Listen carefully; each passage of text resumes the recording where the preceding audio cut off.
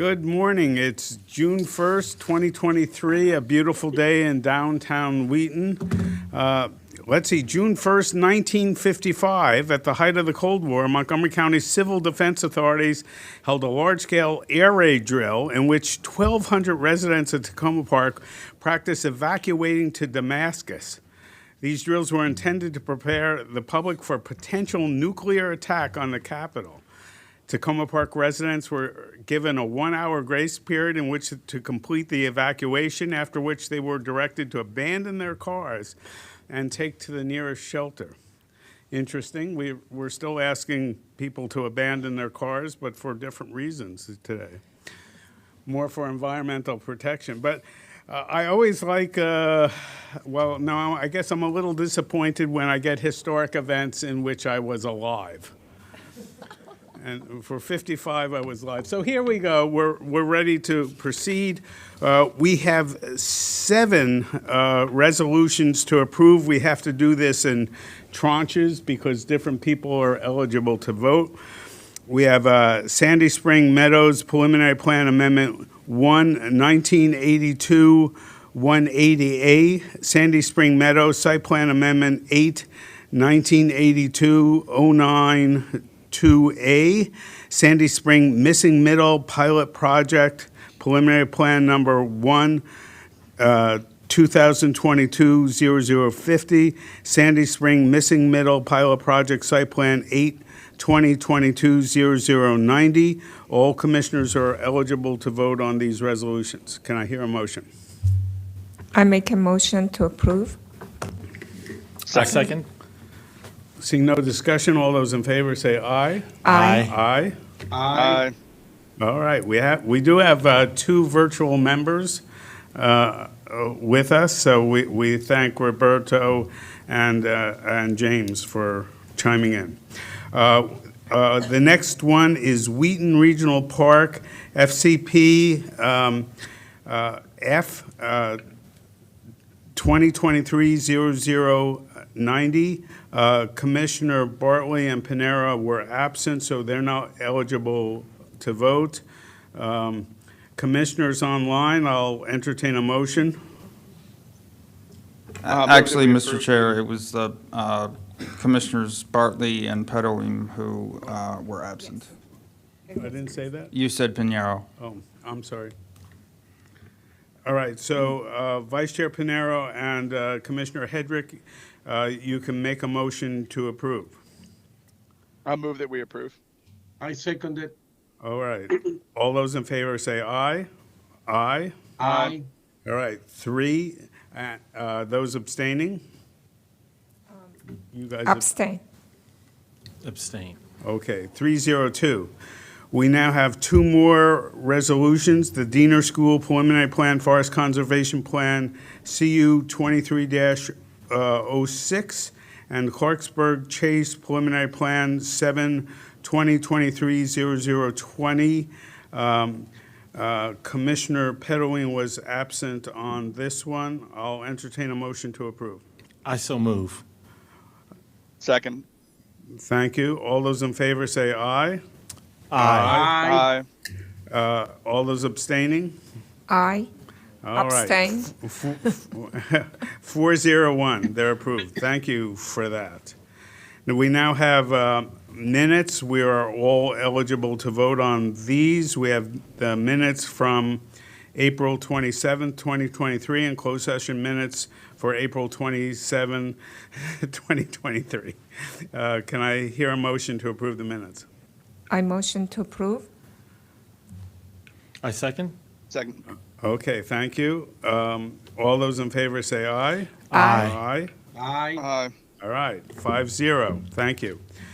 We have other preliminary matters. We have a adoption of a corrective resolution for Grand Park Development Site Plan Number 8, 2022-004A. That was in our packet. Commissioner Pedoling was absent from this, so all other commissioners are eligible to vote. I'll entertain a motion. I so move. I'll second. Okay, all those in favor say aye. Aye. Aye. All those abstaining? Aye. Okay.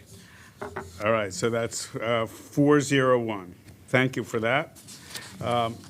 If you hadn't noticed a trend here, we're trying to get through all the resolutions so that by the 15th, the new board doesn't have to deal with older resolutions, from actions that occurred before their time. All right. Other preliminary matters. Selection of a vice chair. On the 15th, both Commissioner Panero and I will be out of office. Our successors have been chosen. Our term will end on September 14th. Commissioner Panera is currently vice chair. And in fact, the newly appointed chair will not be able to make the meeting on the 15th, so you will need a vice chair to run the meeting. With two members, you will have a different body, in fact. So you have to decide how you want to proceed with this. My recommendation would be to appoint somebody for a year, so that you get to know each other, and then you can make a decision otherwise. And by the way, the appointment of a vice chair is really governed by Robert's Rules of Order here, because we have no other procedures that guide us, and Robert's Rules says this is an election of the board. So I will entertain a motion by members of the board who will stay on. What motion are you proposing? I am looking for a motion to propose someone as vice chair for 1 year. You don't believe we should wait until the new board members are here? You need a member, a vice chair for the 15th, at which point the new members will not be on. Okay. I make a motion to nominate Mitra Pedawim as vice chair. I'll second that. Okay. And are you content with the term? What term would you like for that? I believe initially 1 year term would be good, and then what is the traditional term? First of all? There has been no traditional term. In the past, they've been selected for the duration of the chair's position. Well, I believe that 1 year would be sufficient so that the new composition of the board after a year can make a decision as to whether or not the vice chair should continue. I think it would be unfair to the new board to not have a role in that decision after the expiration of 1 year. So I believe that we should have a term of 1 year. Thank you very much. I absolutely do agree. I think it's the best way to do this. It's a little bit awkward, but we've been in awkward situations before. But this way, the vice chair will be in charge of that meeting, in charge of all meetings in which the chair is not present, and then take on whatever duties or appearances that the chair assigns. That's really the job here, just so we describe that. Okay, any further discussion? No. Hearing no further discussions, all those in favor of Mitra Pedawin as vice chair for a period of 1 year, signify by saying aye. Aye. Aye. Aye. Mr. Chair, do we need to abstain, you and me? No, we're board members. Oh, okay, so aye. All right, just a question, because you were saying that this is a decision by the new board. It will be. I have some deference for them. I'm looking, that's why I look to the Okay. commissioners who are here. I wish to support them. So that's what Okay, I'm so okay? I'm voting for it. Okay, and I didn't hear Commissioner Bartley. Aye. Did, Oh, I'm sorry. I am so bad at names, I want to, no, I'm the Hedrick. okay. Oh, aye, yes, absolutely. Okay, all right. 5-0, congratulations. Enjoy your new role. Thank you. We'll get you a smaller gavel somewhere, but I don't use the gavel except to take apart anyhow. All right, so 5-0, and we go on. All right. We have, did we do the corrected resolution? Yes. Yes, I thought we did. Sorry I did that out of order. From that, we have record plats. We have one subdivision plat, 220, 0090, Woodmont CR zone. We have a recommendation for staff approval. We have no speakers. I'll entertain a motion to approve the record plat. I Move that we move the motion to approve Okay, the record Seconded. plats. right, and Commissioner Hedrick second. All those in favor say aye.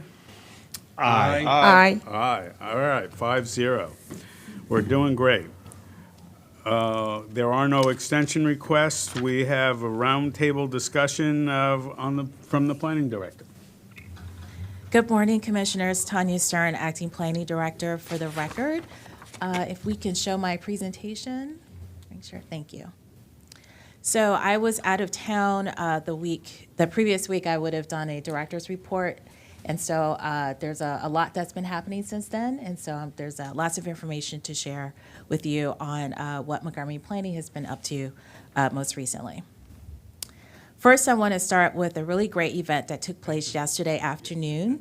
Governor Wes Moore was in Wheaton yesterday to do a tour of Georgia Avenue in downtown Wheaton. This was organized by Councilmember Natalie Fanny Gonzalez. Her office reached out to the Planning Department and asked for our participation. And this was a really great opportunity for the governor, as well as the Secretary of Commerce and Secretary of Transportation and other officials, including those from the General Assembly, to walk through downtown Wheaton and look at particularly pedestrian safety issues and economic development opportunities along this corridor. We were asked to provide 3 boards that were set up at Regina's Restaurant, which was where the tour started, that really highlighted pedestrian safety issues in downtown Wheaton, as well as some information from our Wheaton Downtown Study. Another big topic of discussion was WMATA's property right across the street and opportunities for redevelopment there, which the Wheaton Downtown Study has some recommendations about. And so this, again, was a really great opportunity to get some time with the governor to hear about his priorities. These issues are very important to him.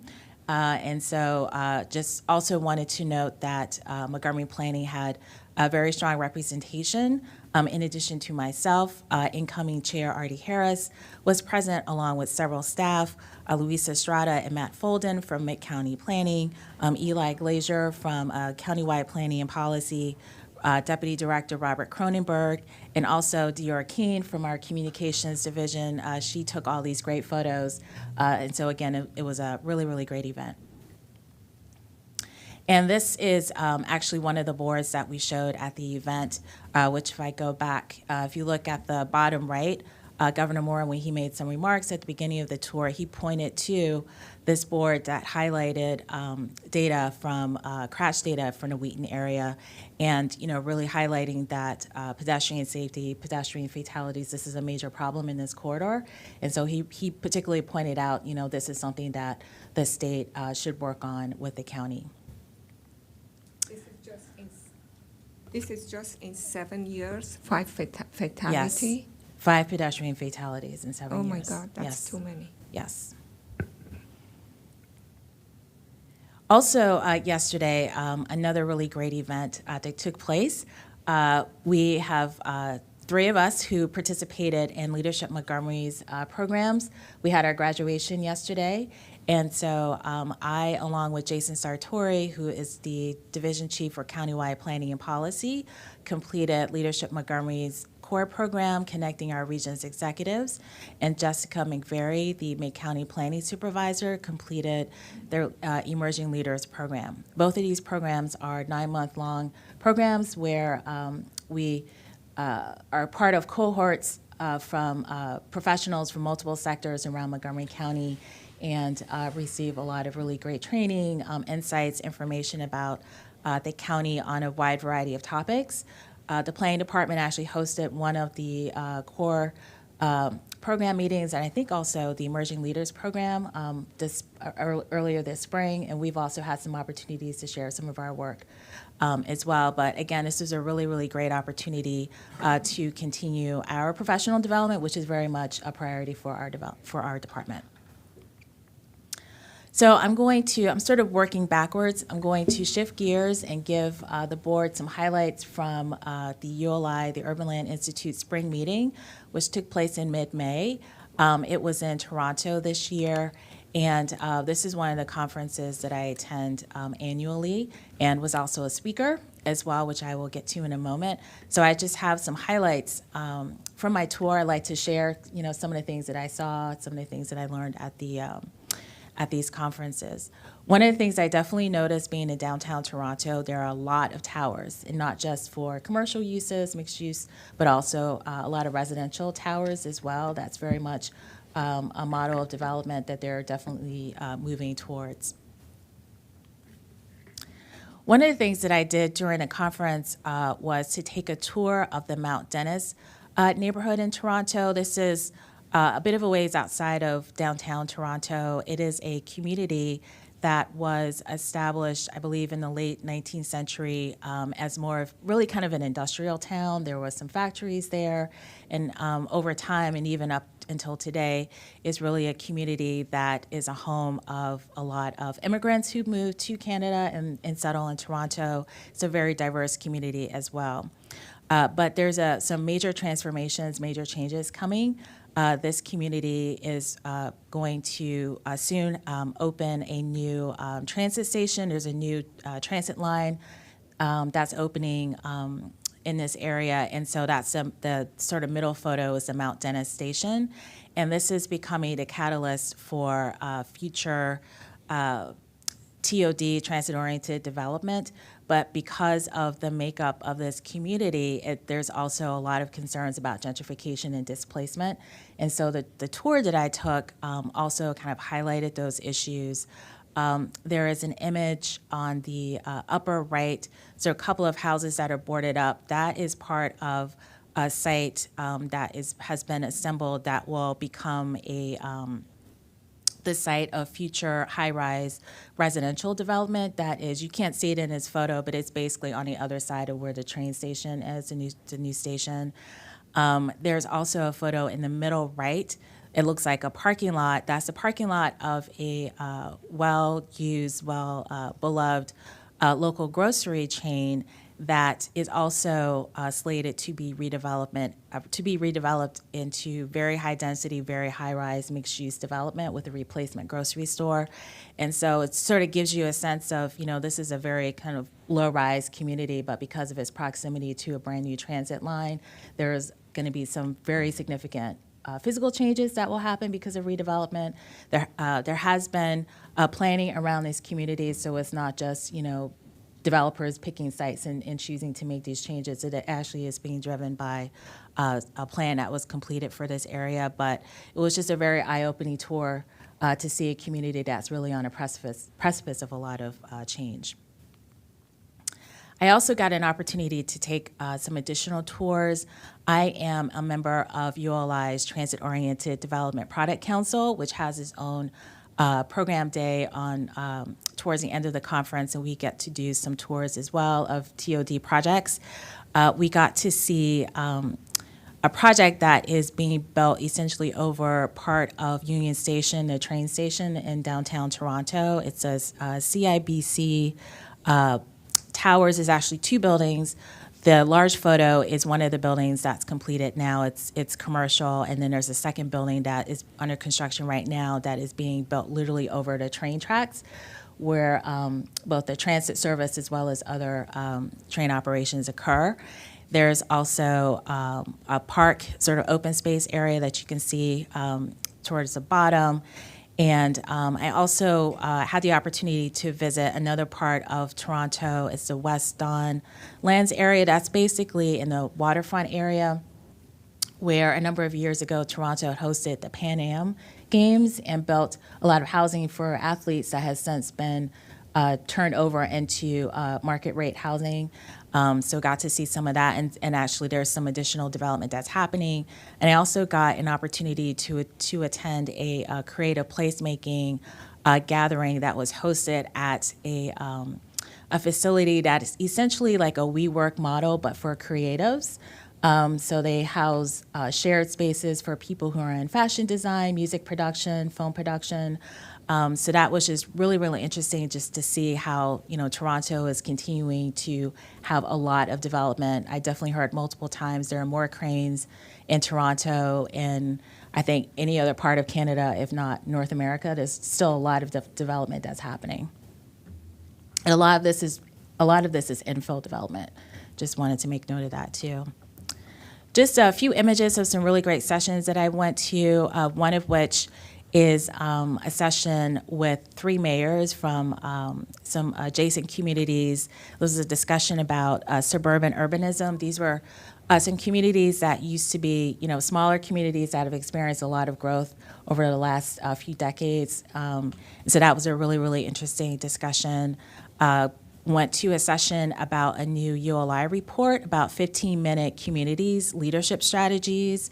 Also, a couple of images from the ULI Transit-Oriented Development Product Council Day. We heard from the province of the province of Ontario and the city of Toronto. The province has a transit-oriented communities program, which this is all very relevant to the work that we do.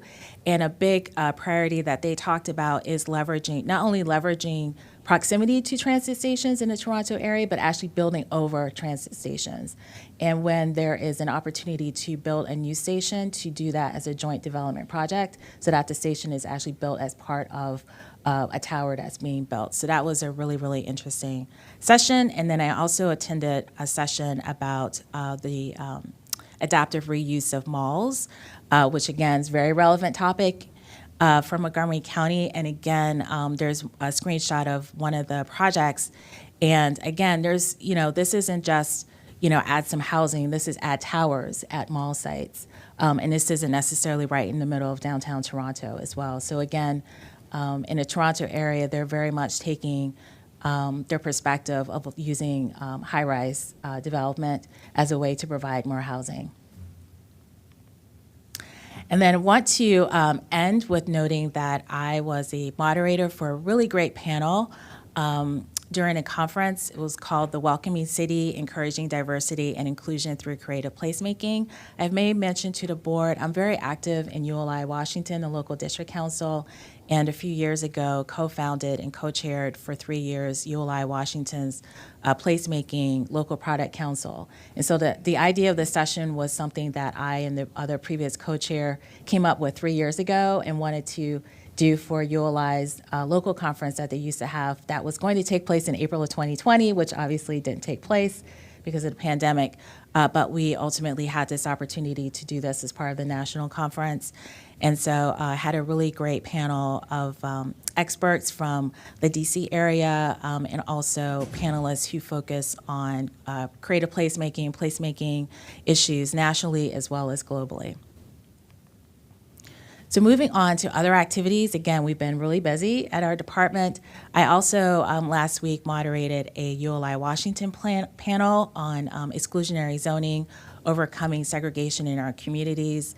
That panel used as a jumping off point a report that was done by McGuire Woods that looked at zoning and segregation in Virginia. So that was a really great discussion with a representative from the Metropolitan Washington Council of Governments who talked about COG's regional fair housing plan.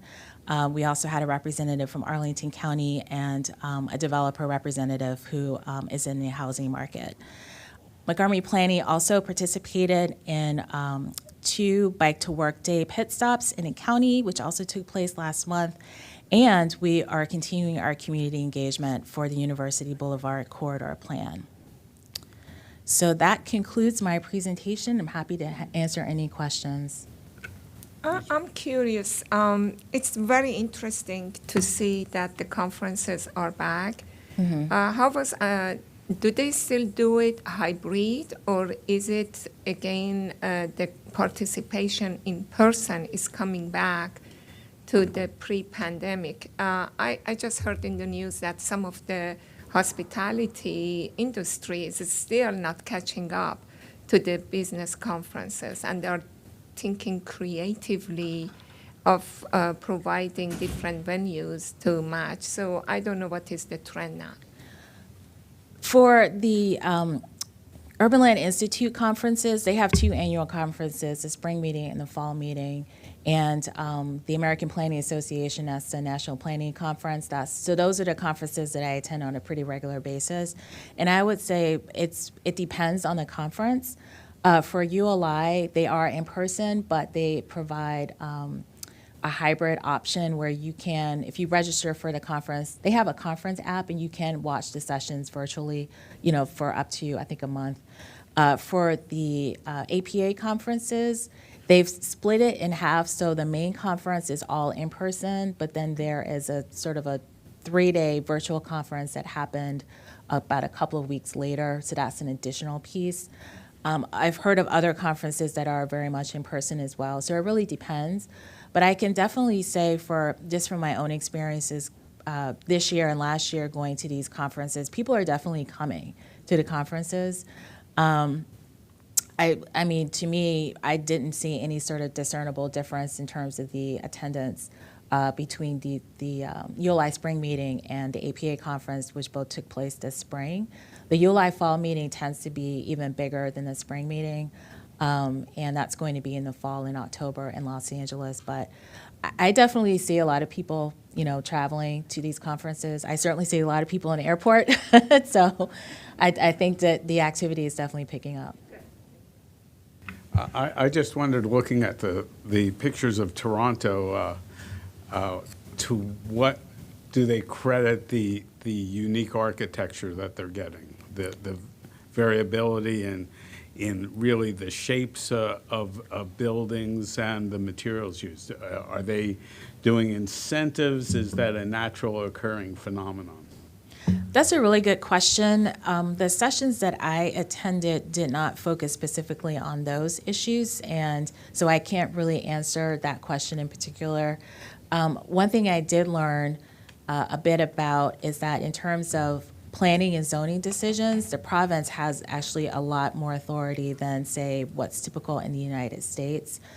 Something that I heard is, for example, in the Toronto area, and there are other municipalities right outside of Toronto as well, that there are different municipalities have some form of inclusionary zoning, but they are at different percentage points, and the province has decided that it is going to set the inclusionary zoning percentage for all of those municipalities. And so there was, apparently there's some regulations that are supposed to be coming out soon. I heard that it is at 5%, which when I heard it, I said, well, that's low from my perspective working in DC and Montgomery County. But in any event, I also heard that the province can actually change zoning decisions for specific sites in particular communities within the province as well. And so I was hearing sort of this information in different sessions and different tours,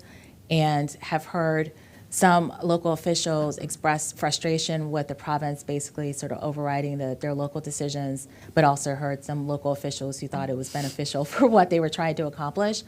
But I found that to be very interesting. But with regards to your question, Chair Zions, about architecture, like I said, I didn't hear anything specifically about that, but it's clear just from what you can see on the ground, as well as what's being proposed, that there's very much a focus on high quality of design in architecture. So it's a good question as to what's the mechanism that's really driving that. Of course, it might be lots of height, too. It gives them some flexibility. Yes. Any other questions virtually? No. I have to ask, I can't see. Thank you very much for that report. Are we pausing? Yes, we are pausing.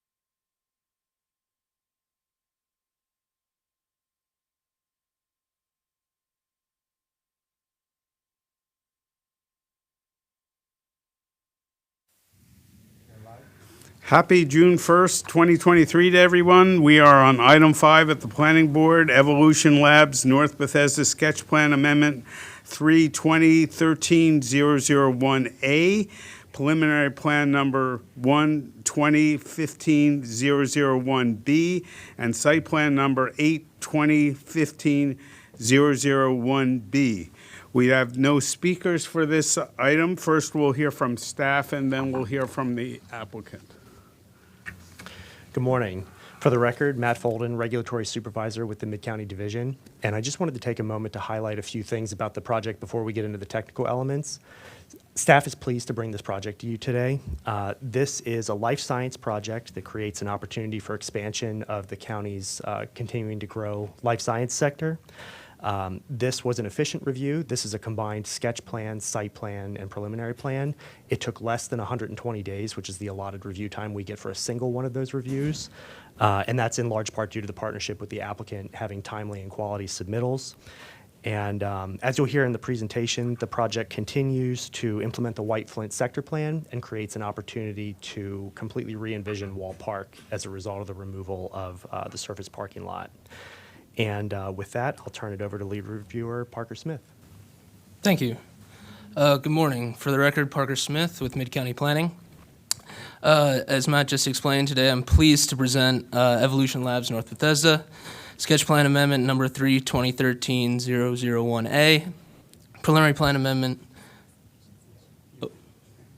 Huh? The presentation's not on the screens. The presentation is not on the screens at the dais.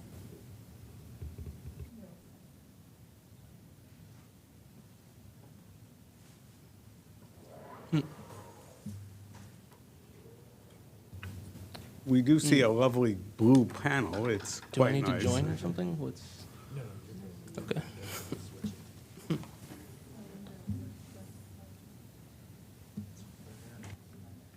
We're seeing it online, just FYI. All righty, that's important. And we're seeing it in presentation to the room, but not on our monitors in front of the board. It is on the screen. Oh, here we go. We're ready. All right. As I was saying, today we're pleased to present Evolution Labs North Bethesda, Sketch Plan Amendment 3/2013-001A, Preliminary Plan Amendment 1/2015-001B, and Site Plan Amendment 8/2015-001B. These applications propose to develop 3 R&D buildings and 1 structured parking garage, providing a life sciences employment center and a number of public benefits on a key property in the White Flint sector plan area. Staff is recommending approval of the sketch, preliminary, and site plan amendments with the conditions enumerated in the staff report. So before you today are 3 amendment applications. All 3 of these amendments will fully supersede the previous approvals for the site, which were for a residential development called the Gables White Flint. So despite being amendments, these 3 plans can be treated like new approvals with new findings and new conditions. The sketch plan amendment sets the stage for the subject property to be developed with 709,396 square feet of R&D use in 3 buildings over 3 phases. The preliminary plan amendment will subdivide the subject property, which currently exists as a collection of parcels and remnants of a road realignment project called the Western Workaround, to create 2 rectangular parcels that are appropriately framed by the newly realigned roads. The site plan amendment contains the full details of Phase 1, including development of 236,466 square feet of R&D use in Building A, a 692-space shared parking garage, the southern portion of a through-block connection, and an east-west private driveway providing vehicular circulation through the property. Phases 2 and 3 of this project, which will include the development of buildings B and C, will require future site plan amendments.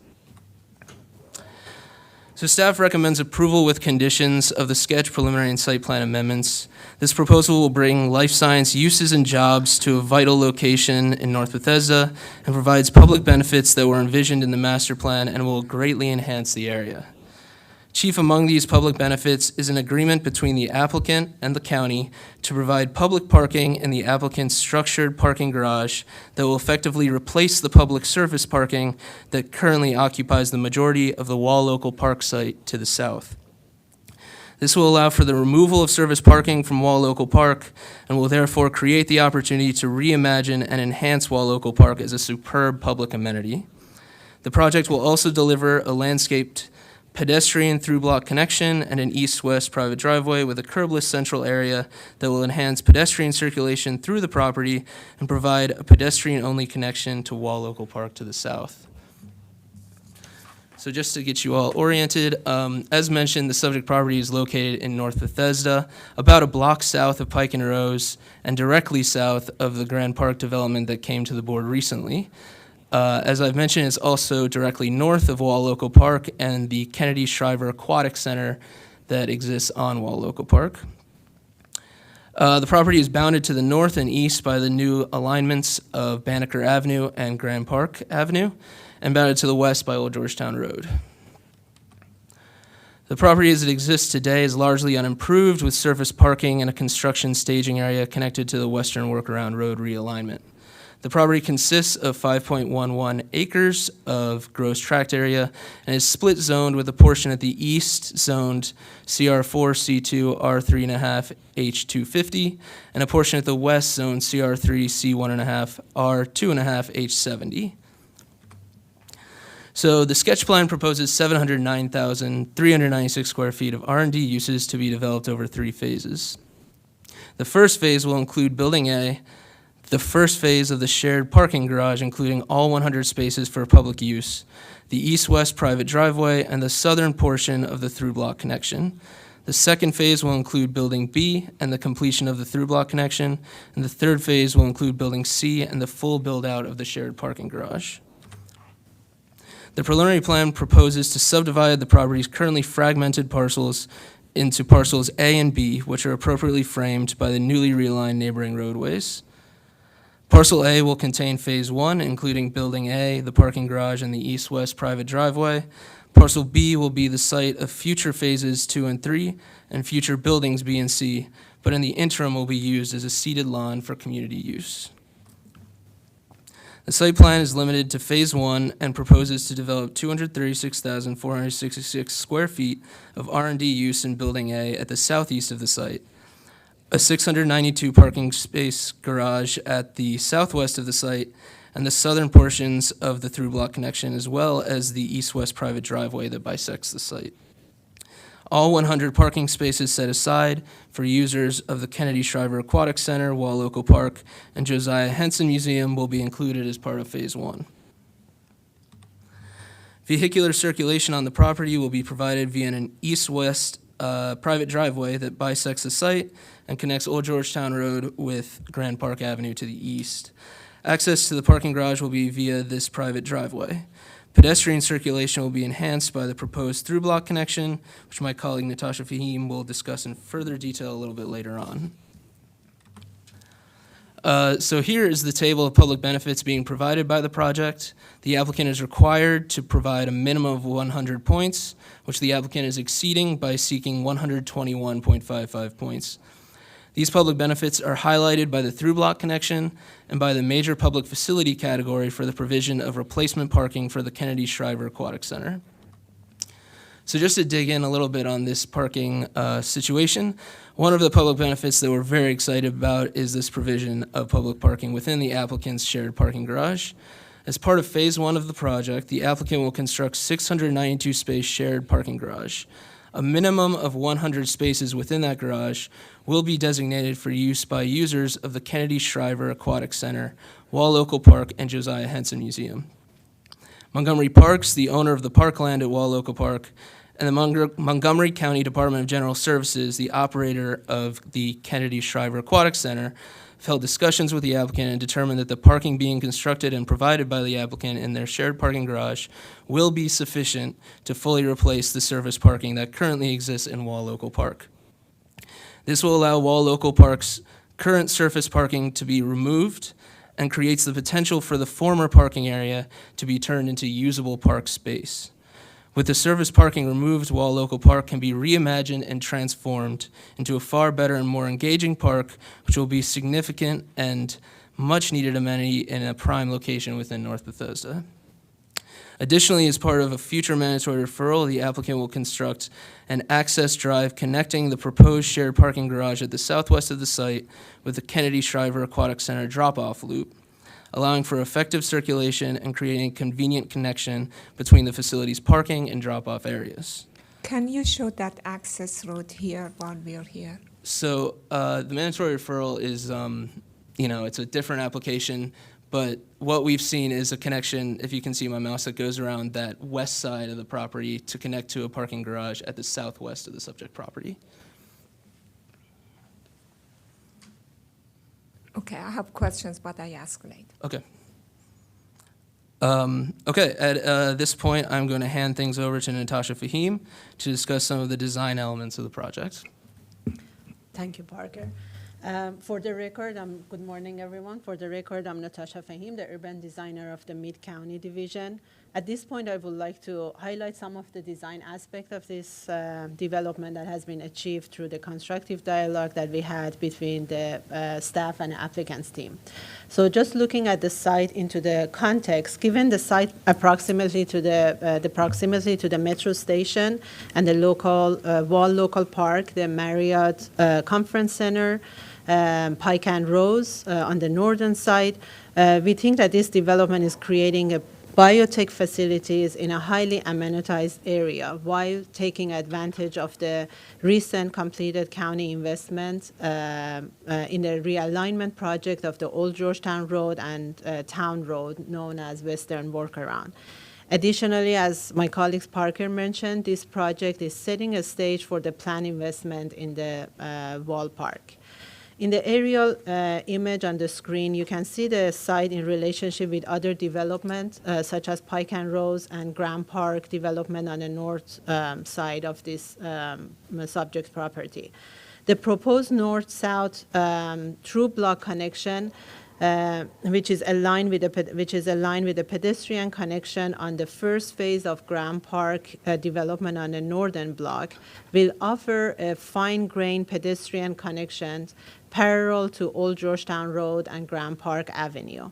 These fine-grained tertiary connections, which is pedestrian, will help the connectivity between the different development in this area, which is one of the main goals of the sector plan in 2010. And just want to highlight it that this project is achieving that. Next, please, Parker. The three lab buildings, as Parker mentioned, and the garage parking, which is on the slide at the bottom left side, is a garage, and the other three are the office buildings. All of these four buildings have been shaped and enhanced the pedestrian experiment movement north-south from the Banneker Avenue on the northern edge of the site to the Wall Local Park on the bottom along this central open space. This heavily landscaped and activated public open space connects the active residential and retail uses on northern side from Pike and Rose to the public amenity of the Wall Local Park on the south. As you see on the image, the southern portion of this central open space, which is going to be delivered by the first phase of the development, offers green lawns for public gatherings with paths and seating elements. The northern half of the central open space, which will be developed in the future phases, will offer the more like a public areas such as plazas with amphitheater seating and built-in planters along Banneker Avenue. To mention that Banneker Avenue is envisioned to be the promenade for the, as mentioned in a sector plan in 2010. The active uses along these four buildings, along this through block connection, will also help activate the central open space, which I will mention it on the next slide. As also Parker mentioned, this development offers the east-west vehicular connection that provides the access point to some of the loading area for the office building and then the garage, the parking garage access point. Where this internal drive intersects with the central open space or through block pedestrian connection, the streetscape along the road changes into the curbless condition with a welcoming plaza where all the three biotech facilities lobbies meet. This portion is marked with a blue line, and the lobby's location are marked as a yellow circle that you can see on the diagrams. This raised vehicular area is designed to slow the traffic and prioritize the pedestrian movement in this special area where all the three lobbies meet. Lighted bollards, planters, and a special paving separates the pedestrian and vehicular traffic. And you can see the street sections at the top right. What has been marked as a red line at the both end of the driveway shows the standard streetscape along the internal driveway with the buffered sidewalk on both sides, and the street sections is at the bottom right. As I mentioned on the previous slide, active uses along this central open space also help activating this public amenity. Areas such as fitness center on building A that is marked on a red oval, and also the bike facility along the ground level of the garage structure with the storefront facade that marked as a blue oval on the diagram. And also all the lobbies that I mentioned. So all of these active uses create that visual and physical connections between the public open space and the buildings. Next, Is please. the fitness center, could other people go or just for the building? I let the applicant answer that, if you don't mind. It's planned to be just for building users. Yes.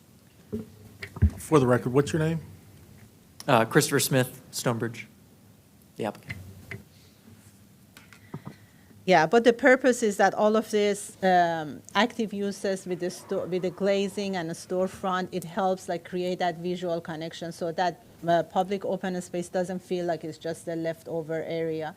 So it helps like with the circulation of the people and the pedestrian that walking from Banneker to the local park, like you see, like you are not just going through the tunnel, you see like the glazing and the connection with the people that are working out, bike station and the access to the garage. So all of that will help with the activation. So what you see on the slides here are the elevations of the first phase of this development, which is building A and the big portion of the garage structure, which I think 1/3 of it will be developed on the next phase of the project. Elevation A that you see on the top right is what you can see from the local ballpark, and elevation B is the view from the internal east-west driveway. The ground level of the parking structure along the internal driveway continues to have the pedestrian scales architecture element and rhythm, very similar to what has been offered in the office building. And the vertical tower where the stairs and elevator is going to be located at the garage also create a very nice bookend for this structure. As you see on our staff report, one of the conditions of approval is related to the garage screening on the upper portion of the proposed parking structure. The two images at the bottom left also shows some local examples of the garage screening through architectural element and artwork and mural. And the staff is happy to continue working with the applicants to achieve the same goal for this parking structure before they get to the certified site plan. The last slide is, you can see some of the renderings that shows the office building A right along the Grand Park Avenue. The top image looking south on Grand Park Avenue at the corner of the internal driveway, and the bottom image looking at the Grand Park Avenue looking north, and you see the Marriott Conference Center on the right side of it. The articulated podium of this building creates a pedestrian scales base for the tower that's sitting on the top of it. A horizontal cornice created with the aluminum elements above the second floor of the building remains at the consistent height and further define the base of this building. The top portion of building A is comprised of horizontally oriented panels that alternate at each floor with the glazing and hiding the surface and all the mechanical that is requirement for the biotech buildings. The patterns of these panels create a gradients from light gray to light blue and bold dark blue, and wrapping the corner and continuing along the entire length of the building. At the southeast corner of this building, as you see on the bottom image, an expanded glazing is projecting outward and kind of like creating like a division between the horizontal and the vertical elements, and create a gateway element announcing entering into the urban core to North Bethesda along the Grand Park Avenue. So at this moment, I would like to just like remind the board that the staff greatly appreciate the applicant's collaboration approach that we had through the regulatory process, and we feel confident that these projects bring additional development to this sector plan. I would like to turn the presentation back to Parker to tell us about other aspects of the Let me just be clear on something. We're not requiring any specific pedestrian access points to this building from the street? As I mentioned, if you can go back, Parker, to the diagram that shows the lobby. All the lobbies of the three buildings are located, as you see on the yellow circles, are located at the corner of kind of like the internal. So that will be the only access point to this? To the buildings, correct. Okay, and Yes. this building is how long? How Long? how If long? I think it's around, if I'm not mistaken, 200. It's got to be at 200 least feet. 200, given the footprints, I think. We'll have to check, but I believe it's, 200 to It's around 225 200. feet in length. Okay, I'm just making sure that further along the line, that the applicant isn't faced with a requirement for additional entryways. If you're not expecting it now, you shouldn't expect it in the future. Yeah, we talk about all of this with the applicants through the regulatory process. So as you see on the diagram, where the light pink area is for the second and third phase, so applicant is proposing to have like more conference center, secondary lobby to help activating the Banneker Street and Grand That's Park fine. Avenue. We're only doing the site plan for phase one. Correct, And correct. that's what I'm worried about. Okay, thank you, sorry. Thank you. Thank you, Ms. Fahim. So we do have a couple of minor changes to the conditions as contained in the staff report. The board was provided with an updated MCDOT letter as part of your packet sent out yesterday. And the subject applications are consistent with the provisions of Chapter 50, Chapter 59, Chapter 22A, and the 2010 White Flint Sector Plan. Adequate public facilities exist for the project, and the applicant has received approval of their stormwater management concept. Staff believes this application will further the public interest by allowing service parking to be removed from parkland, thus allowing for the reimagining and enhancement of Wall Local Park. The project will also include a through-block connection that will enhance pedestrian circulation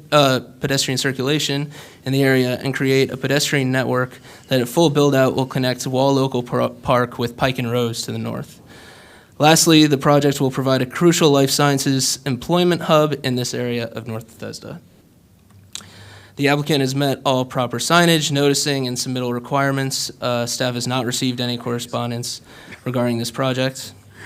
And with that, staff recommends approval with conditions of the Sketch Plan Amendment 3/2013-001A, Preliminary Plan Amendment 1/2015-001B, and Site Plan Amendment 8/2015-001B. At this point, I can hand off to the applicant for some brief remarks, after which I would be happy to answer any and all questions.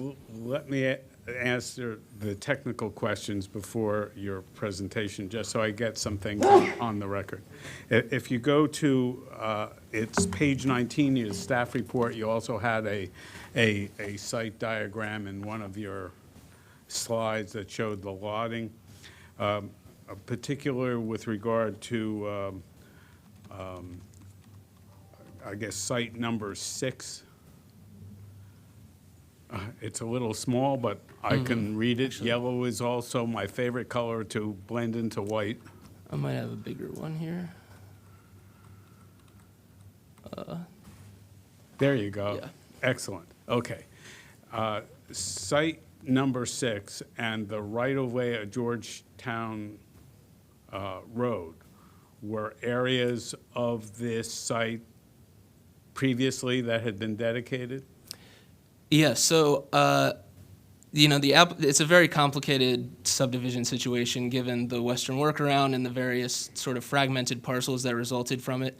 I can certainly defer to the applicant because they have sort of a more extensive history, but I do have an understanding of this, and 6 is currently part of what the applicant owns, but is going to be, it was reserved for dedication as part of a previous plat. I believe it's 25095, the plat. And 7 is prior dedication for Old Georgetown Road that dates back to prior to 2015. So 6 is not part of this preliminary plan because it's part of another preliminary plan, even though it's owned by the same owner? It is part of the gross tract area that the applicant is pulling density from, but it will be dedicated to Banneker Avenue as part of this subdivision. And that has already occurred? It will be occurring when this preliminary plan has been approved, presumably, and platted. So they'll be platted at the same time. I guess I'll ask the applicant that when we get there. The other thing I want to make clear is that you have 2 areas for the old Georgetown Road. You have number 2 and number 3. Executive Boulevard. I'm sorry. I get confused when I'm there too. Yeah. And the reason for that is because. So 2 and 3 in this graphic will be abandoned. They've been approved for abandonment. There's going to be a council session on the disposition of the land coming up, I believe it's June 23rd. It is a condition of approval for the preliminary plan that the Executive Boulevard 2 and 3 be formally abandoned. Right, and the other routine is the zoning, because this area is right-of-way and not zoned on the map. Correct. So the western half gets zoned what the zone to the west is, which is CR3, and the eastern half gets zoned what it's most adjacent to, which is CR4. And it gets zoned that way by a provision of the zoning code. Yeah, correct? all according to the zoning code. Correct. Okay. I just wanted to make that clear because the density table itself was to me a bit confused, and I've been in this game a little bit. It's a confusing situation. All right, with that, I'll turn it over to Stonebridge and whoever. Great. Thank you, Mr. Chairman. For the record, my name is Christopher Smith. I'm Senior Development Manager with Stonebridge. I'm joined this morning at the table by Doug Furstenberg, founding principal at Stonebridge, and Matt Gordon, our land use attorney at Selzer Gervich. To start, I'd like to, again, thank planning staff for the support they have shown for the project. The collaborative approach staff took challenged our team and ultimately produced a more vibrant and exciting project, which we are extremely proud of. The Mid-County team, Matt, Parker, Troy, Natasha, thank you very much for your support. For such a complex project, it is a success that that this consolidated application has made its way to the board within the allotted review time. This speaks to your diligence and hard work, and for that we thank you. Stonebridge is very excited about Evolution Labs North Bethesda and its potential to provide a unique and different offering to the life science community in Montgomery County. As many of you all know, the majority of the life science development within the county has been concentrated within the Shady Grove District and greater I-270 corridor. When comparing these locations to other competing markets across the country, markets such as Boston, San Francisco, San Diego, these existing locations we have in the county lack the walkable, amenitized offering which life science tenants are demanding. Scientists are asking for walkability with convenient access to housing, food services, public transportation, all of which are available in these other markets.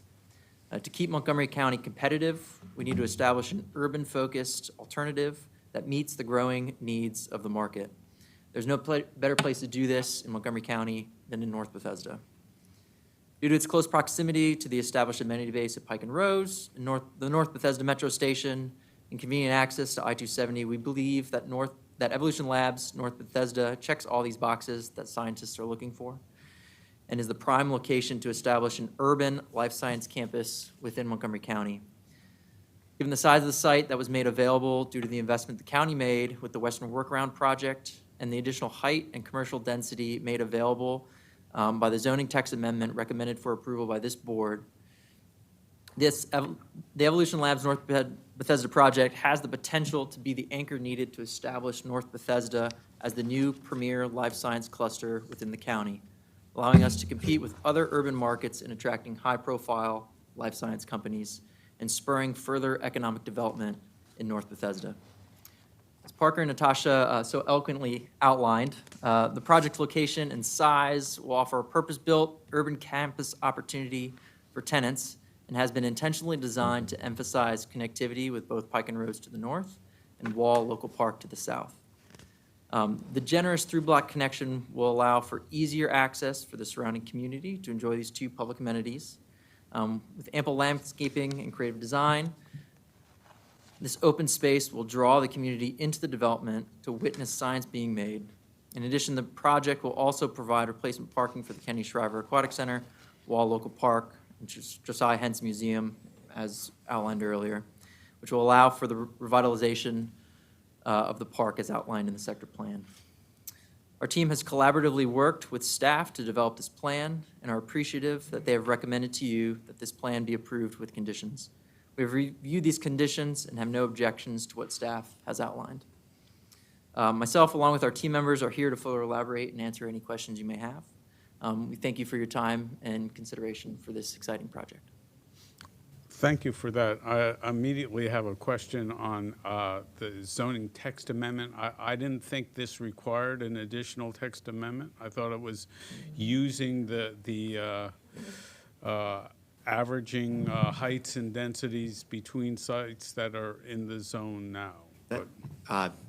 Good morning, Chair Zients and members of the Planning Board. Matt Gordon from Selzer Gurbidge.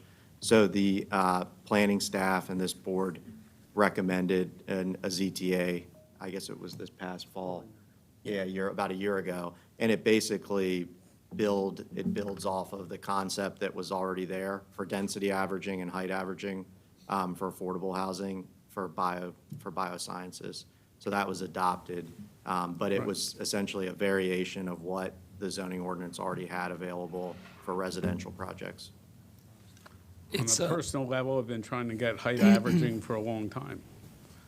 I'm still as short as I am. I can just add that it's ZTA 2202. If you're looking for a number. I did not think this needed another ZTA. it does not. Right, it was done already. Okay, and you didn't want to take advantage of a 250 height limit for some area, huh? Yeah, that is correct. Because this is life science, there are some limitations, primarily having to do with chemicals that are used by these companies for their research. So there are some height limitations given the specific use.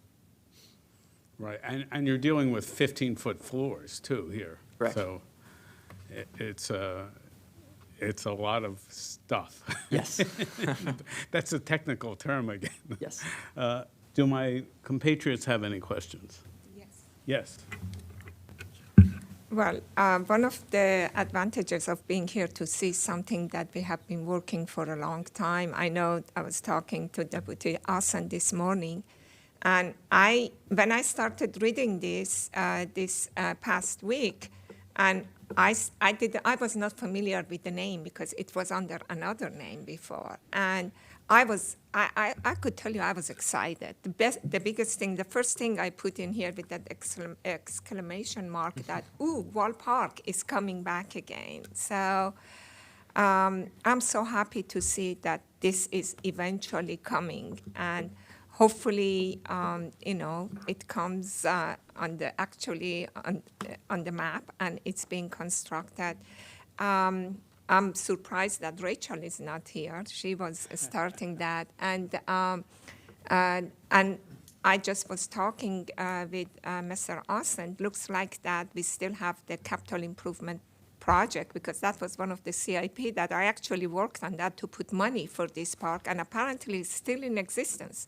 So that was one question I had that was already answered. So I'm very happy to see that. And another interesting thing that I saw, because when I was at DPS, we were very concerned that when we bring this combined sketch, preliminary, and site plan, if we could get the stormwater management concept preliminary approved. And it looks like that you got that also. So Yes. it worked very well. And I'm sure that our colleague in DPS would help you and support, because I had witnessed that to going through the permitting process is very fast. One question I have, I'm still not clear. If you go back to that map that I asked the question that showed the ballpark and aquatic center, how people that are for aquatic center, the patrons for the parks and aquatic center, because the opening to the garage is in the back. So they're not going to see, unless that is a good signage or way-finding signage, it's a little bit confusing. And how is I know that you said that it's going to come under a mandatory referral, that how the park and aquatic center is going to be dropped off, the people are going to be dropped off, and also they're going to drive or walk to and from the garage to the center. I'm sure that it should be some ideas that how you want to do that. If you just show me a little bit that, although I understand the road is part of the mandatory referral, but we should have some idea, because the access is in the back, not in the front. Yeah, excuse me. Yes, you're correct that it will be, further evaluated at a time of mandatory referral. And perhaps the applicant can jump in with further details on their progress towards that mandatory referral. My understanding is that the driveway will, in fact, yeah, you're correct, loop behind the Kennedy Shriver Aquatic Center and connect to a garage entrance at this sort of southwest portion of the subject property. As part of that access drive, we are expecting pedestrian circulation as well, a sidewalk along those access drives. ADA compliance, of course. And I do believe that this sort of playground structure will be removed as part of that access drive. I see. But obviously, we're optimistic that this can be sort of an even larger reimagining of this space that can sort of respond to the new alignment of the access drive to the parking and can really utilize that surface area that's currently committed to surface parking. Yeah, I think just to further elaborate on that as well, I mean, we are not, the existing entrance, vehicle entrance off Grand Park Avenue will remain. So from a user experience standpoint, it will be very similar to what it is now. You come in off of Grand Park Avenue, but instead of going into the parking lot on the south side of Kennedy Shriver, you'll just connect we're going to connect a road that's going to loop around, go where the playground is, which we are planning to relocate, and then sweep into the south side of the parking garage. So you're going to go on the left side from Correct. this map rather than from the right. Okay, Matt, you want to That say is correct. something? You want me? So Henry Coppola, Parks Development Review Coordinator, Park Plan Stewardship Division. I was up here to help answer that question. I think Chris actually just did a great job. So I don't have any, So I any just more wanna make details sure on that- that. So who's going to remove the pavement from the parking? That's part of the CIP for the parks that they're going to do that? So we're still in the early stages of all of the planning for what will become the mandatory referral that you'll see more of, but the pavement for the existing surface parking, with the exception of the ADA spaces, is planned to be removed as part of that project. So the new driveway will come in, and the existing service parking will come out at the same time. Yes. Just one more question. What is the idea? I don't know, cool roof. What is cool roof? Is it the green roof or is it different than green roof? Sure. So for the record, Matt Folden, a cool roof is different from a green roof. It basically has to do with the reflectivity of the roof, and so oftentimes it's a white or a reflective material rather than a dark. If you go upstairs and look down on some of the top of the buildings here in Wheaton, they're dark black, and they pull a lot of the heat from the sun, and so a cool roof would reflect the light, and so it is different from a vegetated So roof. that's a public amenity that they get the points for it? It is. It helps to reduce some of the heat island effect that we have in our urban areas. Okay. Okay. Thank you. Commissioner Hedrick, we see your hand up. Yeah, let me unmute myself so you can actually hear me. They did an excellent job, I think, of answering some of the questions I have, including on zoning and everything. It really looks like a good project. It was an excellent presentation. I wanted to ask about the private cut-through drive. So I think it was around figures 14 through 16, I think is where we're in the staff report. Is there any reason that that area really needs to interact with that pedestrian cut through, the north-south pedestrian area? Is there any reason the road really needs to go all the way through? There are several options, I think, to go east-west around there. Has there been any consideration of putting just a purely pedestrian area in the middle of that private drive so that after it goes into the parking garages and the proposed parking garages? Yeah, so if I may, when you're looking at the circulation map, which we included, I'm not sure if it's in the staff report, since the predominance of the life science community is currently centered on I-270 up 270 in Shady Grove, we believe there's going to be a fair amount in the beginning of the project, fair amount of people arriving by car coming from the north. Because Old Georgetown is a divided highway at that point, the only way to really get to the project without having to loop all the way south around Wall Park is to turn onto Banneker, turn south onto Grand Park, and then turn into the site, right-hand turn from Grand Park Avenue into that internal road. So that's why we carried that all the way through the project, is to provide vehicle access from individuals coming from the north. I see there's coming from, oh, go ahead. I'm sorry, just I wanted to add to that, and that is the private driveway actually is a great benefit to the surrounding community. We were able to pull all the vehicular access off of Banneker Avenue, which is envisioned in the master plan as a primary pedestrian promenade. Say that a couple times fast. And so you can see on this, you can see on this map here, there is one loading access point proposed for Building B, which will be evaluated in the future. But you can see some of the lines that are along the private driveway that run through right through the middle of the site. Those are the grade lines, the topography. And we worked on so many meetings we had with the applicant team to pull all the access onto that center drive.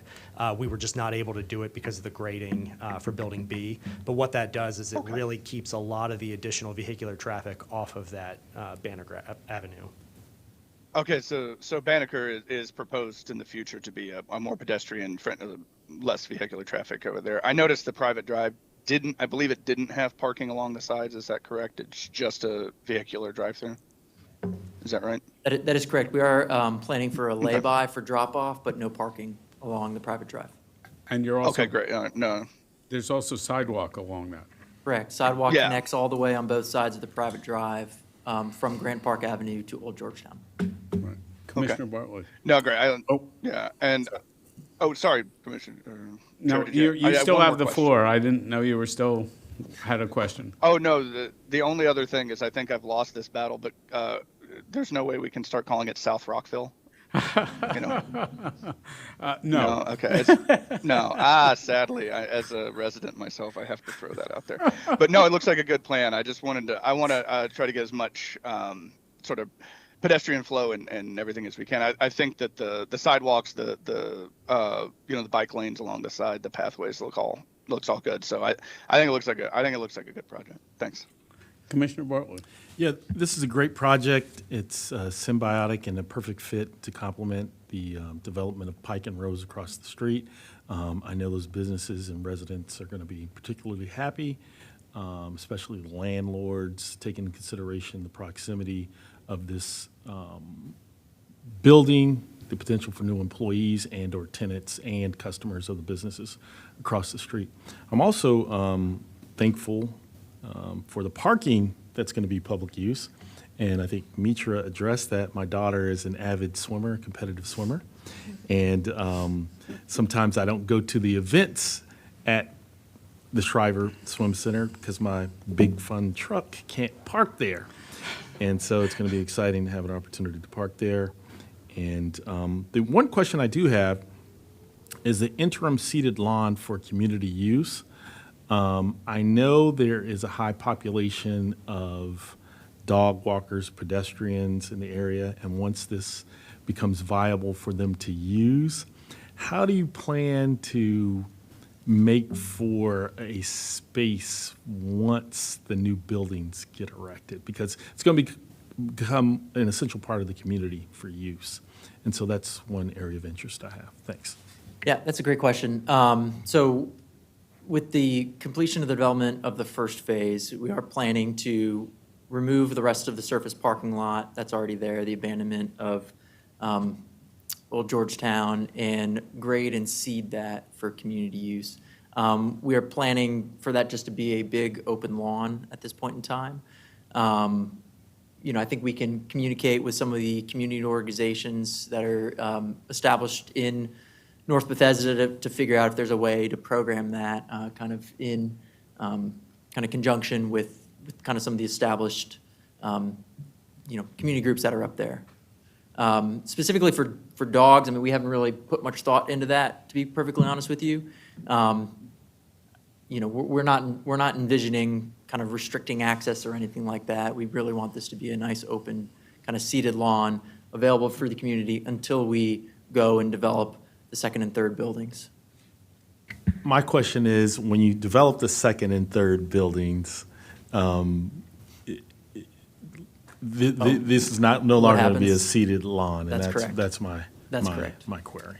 And you're building your opposition Yeah. for going forward with the development by having it open. But this is a problem beyond my tenure. Right.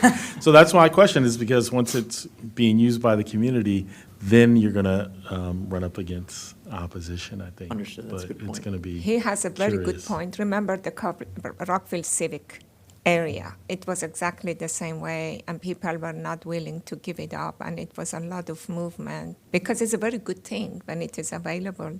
So you may want to think about how to go with that. Well, we would hope that the public space that we're offering in the second phase of the north side of the through-block connection would be a nice replacement for what's there. Obviously, it's not quite suitable for dog walking and, dog activities and stuff, but I'm not only concerned about dog activities, Yeah. I'm just pointing out that people use green spaces for their dogs. But it's like people are going to use it for respite, just to enjoy Yeah. being outside on a nice lawn, to throw a frisbee, throw a ball, something like that. And then once it becomes an established go-to spot, especially families with children, they're going to be resistant to it. Right. All right, but it doesn't sound like you're going to get resistance from this board. What you're going to get is a willingness to look forward to seeing the other phases as quickly as we can. Yes. This is a fantastic project. I do miss the 250-foot in height, but again, that's only because I'm short. But go ahead. Thank you, Chair Zients. I wanted to elaborate just a little bit on the open space. There's a lot more open space coming online in this area. Just catty corner to the northeast, there's an interim park coming online just across Grand Park Avenue as part of the Grand Park development that the board heard a few weeks ago. Yes, actually highlighted right there, the interim park. And so you can see the four yellow buildings on the subject property and the proximity to that space right there. And then additionally, the public benefit of this project will ultimately allow for the expansion of Wall Park, which will provide some of that critical green space for the residents of the area. Okay. My concern was just that future resistance for this good development. And one of the things I do like is that it's not going to look like a dead space like it currently looks now. Yep. Doug Furstenberg, for the record, with Stonebridge. We understand all your concerns, and as an urban infill developer, we deal with this all the time. We think it's much better for us to make the area, which we agree with staff, attractive in the interim. And quite frankly, we will rely on those of you who will be still on the board when we hopefully come back in a year with our future site plans, that you'll realize we might have created interim community use, but it was interim, and therefore we'll approve our plans when we come back with comparable buildings that fit in the mode and allow us to complete the urban infill development. But it is an issue we face all the time when you do a phased development in these communities that don't have, while there is a lot of green space here, it's still an urban area. So to your point, people get attached to it. But the way the zoning is set up and the planning process is approved in this county, we're comfortable that we'll be able to get the requisite approvals we need, even though there will be some dog walkers and frisbee players who won't be thrilled with it at the time. But we appreciate your concern, but I think it's still a better interim use than trying to fence it off and control it, which does happen in other jurisdictions. Yeah, I concur. I think it all has to do that if you come within 1 year or 2 year, or if you come within 5 or 10 years. 1 or 2 year, I think it would be okay, and we are still here. After that, we are not here. I just had one more question. I was looking at the private drive. I saw you had sidewalk, but not bikeways. I'm just curious, why not bikeway there? I think it makes sense to have bikeway there, or wider sidewalk. It's a great question. So the traffic on this private driveway will be relatively low, and so it's appropriate in this area because the cars are going at a very low speed, and also there's a low volume that the bicycles and the cars can mix in this particular space. And that we do expect that there'll be bike traffic on this driveway because the bike parking will be located on the east side of the garage. But we do feel that it's appropriate and safe. So it's going to be signs that it's going to be shared bike, so you're going to have like bike signs on the pavement? So we won't specifically dictate signage at this point because that'll come up during later plan review. But the material and the design of this private driveway will be such that it will be a different space than a public street. Okay, thank you. Okay. Do we have to do this as 3 separate motions? Yes, because we have 3 separate plans before us. I'm looking forward to a sketch plan amendment approval for 2013-001A, and just so everybody knows, that's for 700 and something thousand square feet. It's for the total development. It's the one thing we're doing here for the total development. Do I hear a motion? I can do a motion for approval of the sketch plan amendment number 3/2013-001A. Seconded. Okay, and I assume that's as with the conditions recommended by staff? As the condition recommended by staff, correct. Okay, seeing no further discussion, all those in favor say aye. Aye. Aye. Aye. Great plan. Okay, I'll accept a motion on the preliminary plan. I put forward the motion for approval of preliminary plan number 1/2015-001B with staff conditional approval recommendations. Do I hear a second? Second. All right, terrific. Seeing no further discussion, all those in favor say aye. Aye. Aye. Aye. You wanna go Great. for that? We have one more. We have a site plan. Okay, so I move for approval of site plan number 8/2015-001B with staff conditional recommendations. Do I hear a second? Seconded. Okay, I have a motion and a second. All those in favor say aye. Aye. Aye. 5-0. Thank you very much for this process. Thank you for cooperating with staff, and we look forward to your proceeding. Thank you. Thank you very much. Thank you.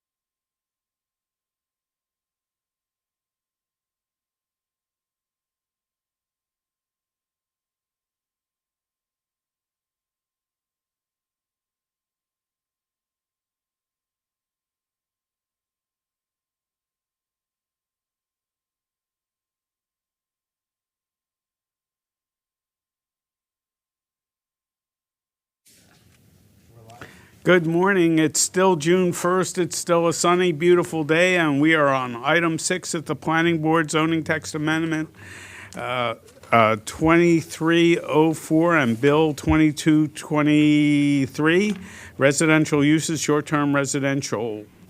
This is a public hearing. We have no speakers for it. I'll turn it over to staff. All right. Good morning. For the record, Ben Berbert with the Countywide Planning and Policy Division. I'm also joined by my coworker Lisa Gavoni, also in Countywide Planning and Policy. And we are bringing before you staff's recommended comments to transmit for ZTA 2304 and Bill 2223. The planning staff is recommending the board transmit a memo to the District Council that supports broadly 2223 and 2304 with some of the following modifications. And we'll get into these in a little more detail as we get into the presentation.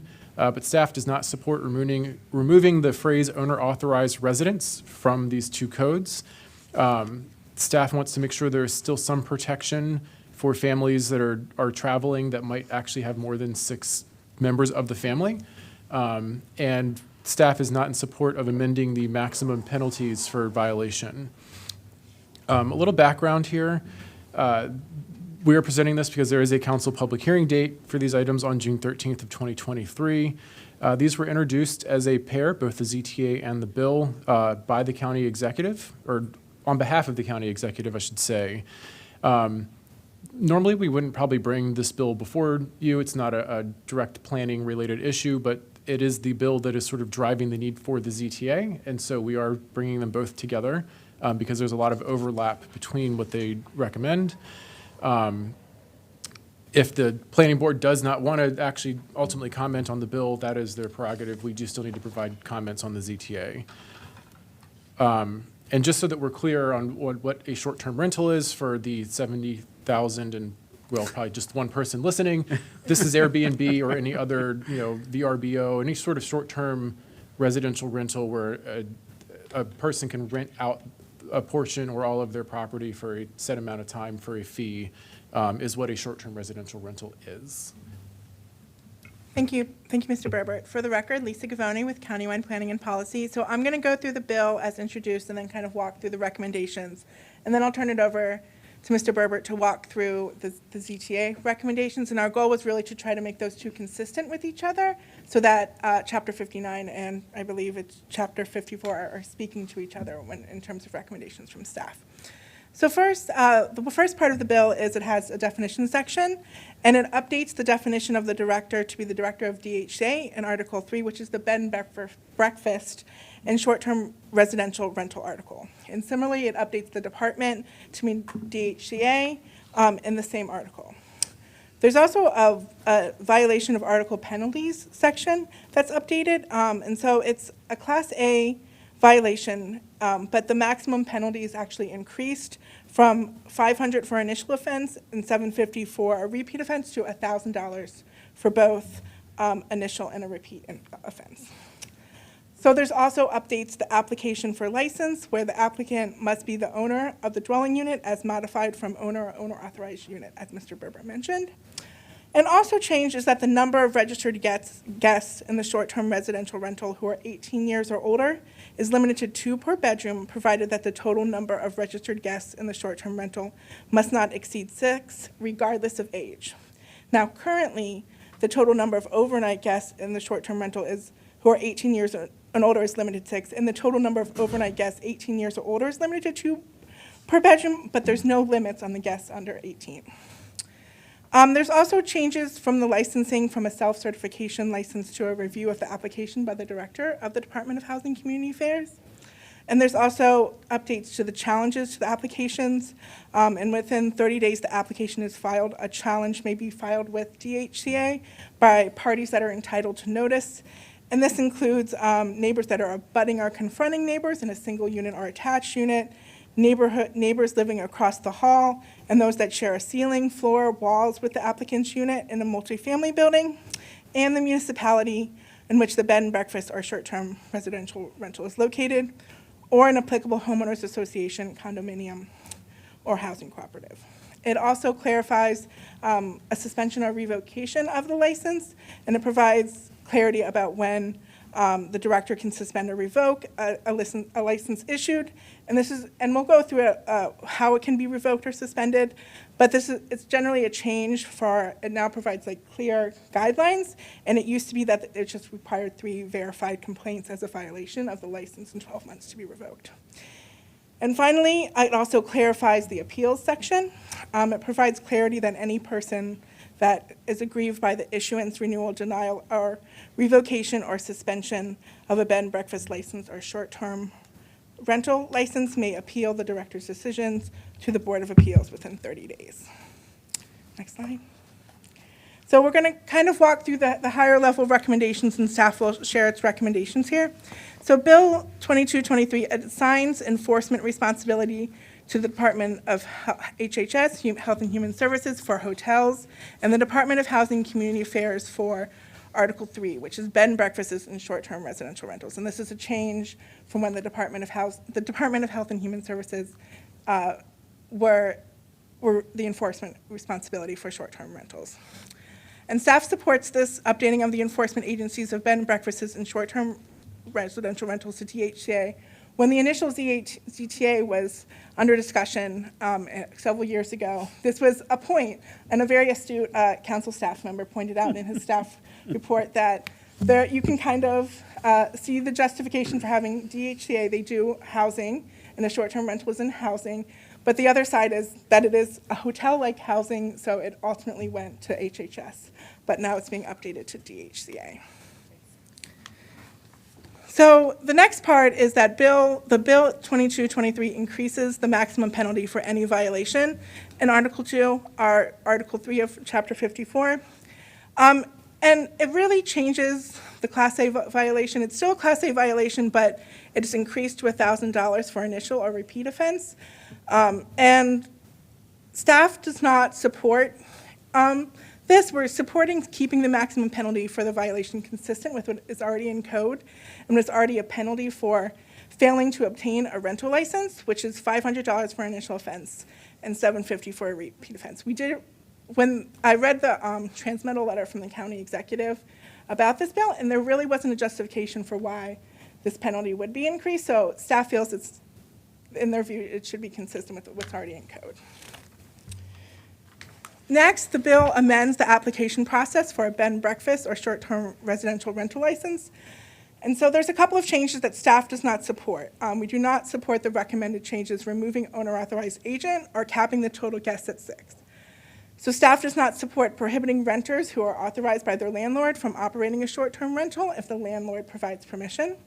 Staff would also support retaining limits on adults to no more than 6 and capping the total rental size based on 2 guests of any age per bedroom, or provide some type of exemption for parties larger than 6 from the same immediate family unit. It's just important to provide flexibility. This is something that we also talked about when we were working on the last CTA. There's a lot of families that might want these units, and there just really wasn't a justification in the transmittal letter about why we should be limiting the number of kids being able to use these units. The bill also clarifies the process for challenging an application for a bed and breakfast or a short-term residential license. Generally, staff supports the recommendations, which would clarify the timeline and who can file a challenge, which is, again, is those parties that, abutting or confronting or neighbors living across the street, the same people that are required to be noticed. Next slide. And the bill also clarifies the process for suspending or revoking a license of a bed and breakfast or a short-term rental, and staff does support this. The chapter does a good job of laying out how and why a license can be revoked, and this is a change from when the license may be suspended for an applicant receiving at least 3 verified complaints as a violation of a license in 12 months. And next, it also clarifies the process for appealing the director's decision on a bed and breakfast or a short-term residential rental license to the Board of Appeals. Planning staff supports this change, which would allow the appeal of DHC's decision to the Board of Appeals within 30 days of the director's decision. And next, I'm going to turn it over to Mr. Berbert to talk about the zoning text amendment. All right, thank you, Lisa. So as she said, that was all the stuff that was actually contained in the bill. There is a companion zoning text amendment with this that does some minor modifications to the accessory residential uses, short-term residential rental subsections. It basically does two things, which mirror what's in the bill. One is the removal of the owner-authorized resident. This is coming out of both subsection B. Currently, subsection B in this area of code says the dwelling unit use as a short-term rental must be the property owner's or owner-authorized resident's primary residence, regardless of dwelling unit type. This would now be reading that it's only the property owner's residence can be used. Subsection C also similarly is removing this language. Currently, it says that if a property owner or owner-authorized resident is not present in the residence, the property can be used as a short-term residential rental for a maximum of 120 days in a calendar year. If the property owner or owner-authorized resident is physically present and occupies the residence during the stay, there's no limitation on the number of days this property can be used as short-term rental. Again, by removing owner-authorized resident, you're implying that only the actual unit owner can apply for and operate the short-term rentals, and no longer could somebody who is renting a property who has permission from their landlord also do this. Mr. Berber, do you have a copy of the text that we can see on the actual screen? That full text, I do not believe I have available in the PowerPoint. It's in the staff report. Yeah, but I'd like to see it It's on in the the staff screen. report, That's correct? all. It should be in here. It should be an attachment, also the actual ZTA. If you have the packet,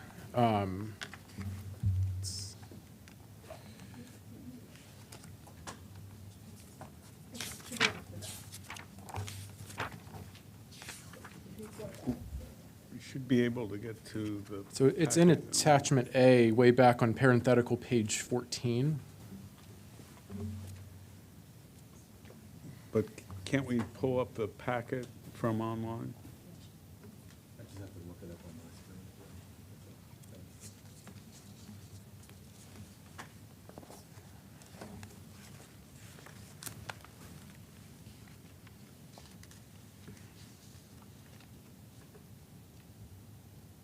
There you go.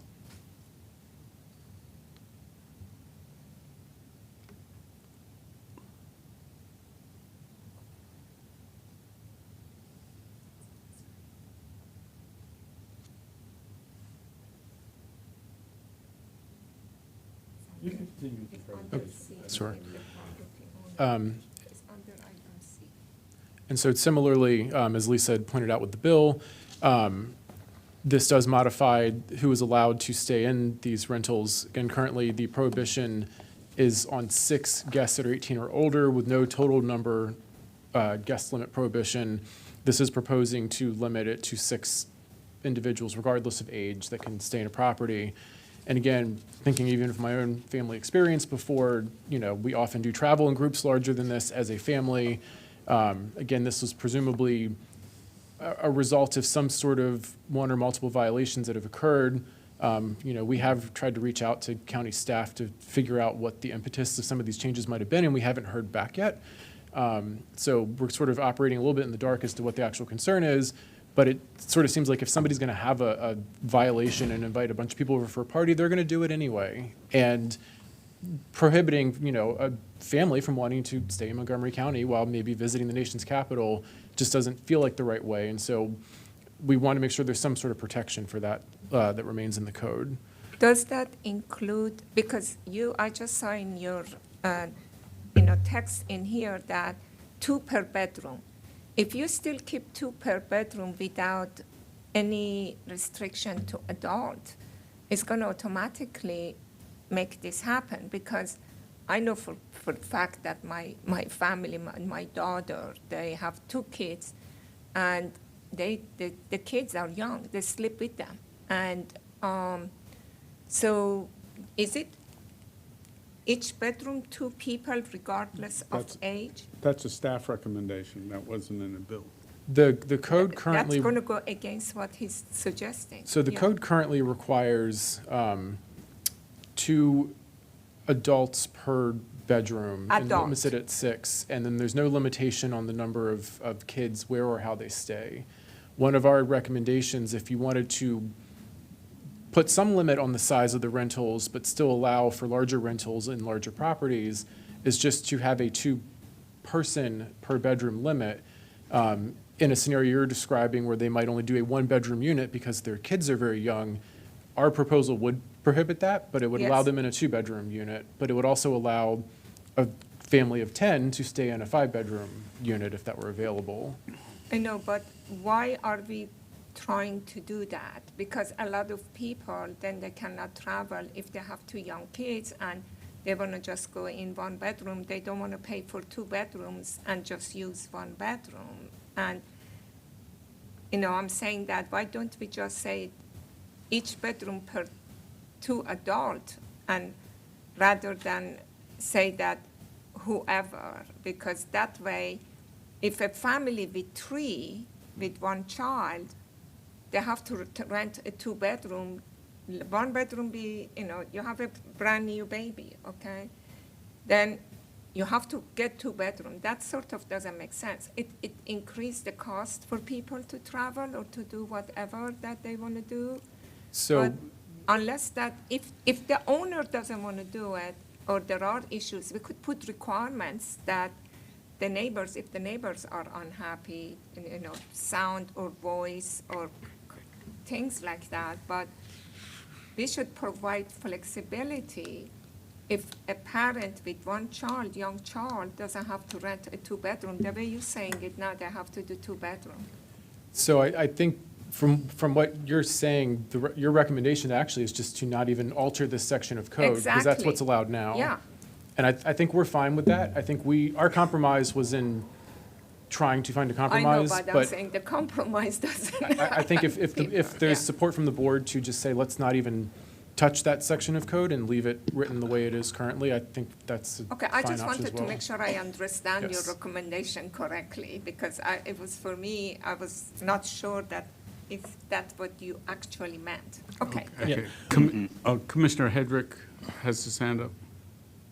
I just wanted to jump in. I support Commissioner Pettawam's idea as someone who travels with kids myself. Like two adults per bedroom I think is fine. But yeah, we've got kids as well, and I certainly don't want to recommend supporting anything that would limit the ability of people to travel with their children or have to have a whole extra bedroom if they don't need it. Commissioner Bartley? Thank you for this presentation. Thank you for providing me the text. The reasoning for I wanted to see the text again is just to make sure I was understanding what you were saying. My question is, who will police and investigate this? The homeowner? And if, that's the question, or the property owner, right? And then if the homeowner or the property owner has done the correct thing, but the guests violate it, do the guests get penalized or does the homeowner get penalized? The policing of this is very curious on short stay rentals and enforcing it. Are you going to, there's a county council movement for less police involvement and interaction with otherwise nonviolent citizens. And this is very curious to me, because who's going to police it, who's going to report it, who's going to investigate it, and who's going to get penalized. So it becomes very problematic. And then second, to restrict a homeowner or property owner from garnering income from the use of that property, regardless of the financial circumstance, I find it curious. So you have somebody who's out of work, right, and says, I got to make some money, maybe I'll rent out a room in my place, right, for short-term rentals. So I find this very problematic and restrictive, and especially when considering the private use of personal or real property. It's very curious to me. So any more draconian restrictions or penalties or requirement for individual citizens to become police to penalize persons in the use of their personal real estate, I would be against. Thanks. Yeah, the enforcement issue is an interesting one, because this got brought up with the short-term recreational rentals ETA when it made its way to the PHP committee, that most all enforcement is based on usually neighbors telling on each other. And those calls usually come in at about 10 o'clock at night on a Saturday night, where there's no one to actually investigate the complaint, and then everybody's gone the next morning when someone can get there. And so it is a problem that I don't think we as staff don't have a solution for. I don't necessarily think this bill has a solution for, although it's trying to at least be clearer in the code that it's setting forward. So unfortunately, I don't know if I can properly answer your question, because we don't know the answer to it. But it goes to DHCA. DHCA has inspectors, and when it goes to them, they're going to be enforcing it. That's how I see it. They have inspectors. I think the question is the problem that has been raised in this is it will go to DHCA's inspectors, but how will they know there's actually a violation? Because they often can't timely get to a site. And that's what they told us at the PHP committee, that they're not always able to timely realize there's a violation. Yeah. They can track that the call came in, but that is sort of a problem, is the enforcement it's almost a luck draw, unfortunately. It's very, very curious, because you're turning a potential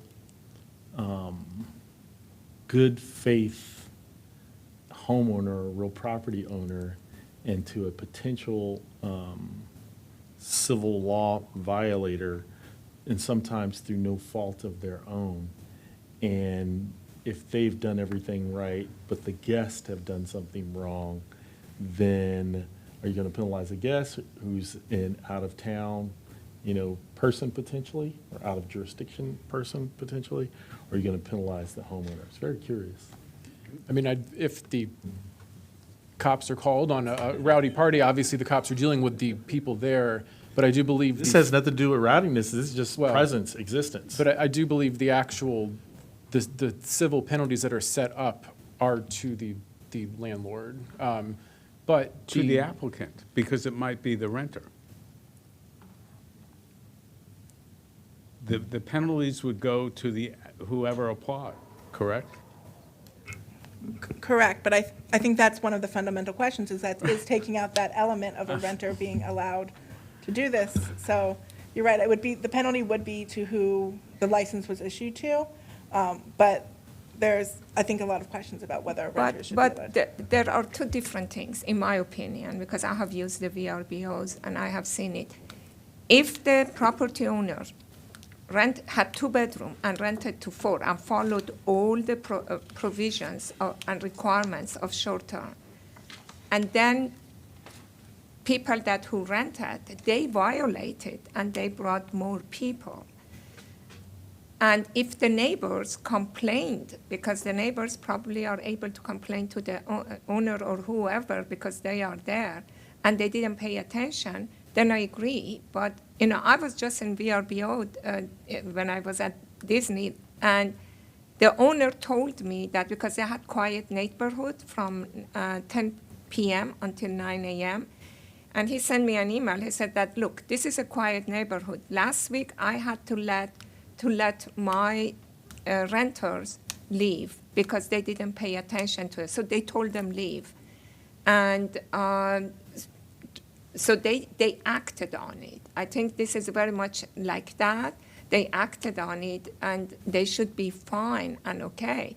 The other thing that is important is the reviews, because not only the applicant, the owner or whoever rented the unit get reviews, the tenants or people that rent, they get reviews. If they don't do a good job and they don't listen, they get reviews, because he told me, gave me said they're going to give you a very good review.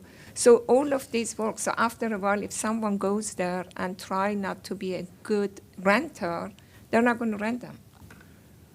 Hopefully, you think that's how it works. I don't know. Yeah, it's just very curious. I think it's well intended, but it's not. It's going to have a draconian consequence to an otherwise good faith real property owner and or landlord. It would be akin to someone renting a car from Enterprise Car Rental, and the driver of Enterprise, the lessee of the car speeds, and then you give a ticket to Enterprise also. Or the lessee of the car fails to make sure everybody in the car has on their seat belt prior to a stop. So it's just curious to me that they would do something. One thing I do want to be draconian. clear about that I'm not sure is clear, the bill is not proposing for the first time regulations. There's already a whole slew of regulations in place that are similar to what is before us. The bill is very lengthy because it's basically picking up and moving everything from one chapter to another, and they took liberty to reformat it while they were doing it. I'm not sure the bill proposes particularly new themes of draconian enforcement. It's just sort of reassigning who does it, and it's calling it a license instead of an application now, and it's calling it but a lot of these provisions are in place effectively already. And what we're actually, in our recommendations, is this is trying to make it even more restrictive, and I think that's where we're a little concerned, what's the point of, but. We're not inviting Dracula into the code. Dracula exists in the code, and we're just changing it around a little bit.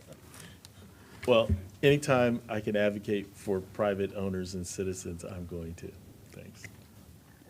And that, I think that would argue to leave the provisions of the code as they are, because they are most permissive right now. In all respects, it seems to me that all of the changes proposed are more restrictive on making these rentals. I agree. And, you know, it's just how much of an opportunity you want to give a property owner the opportunity to make money this way.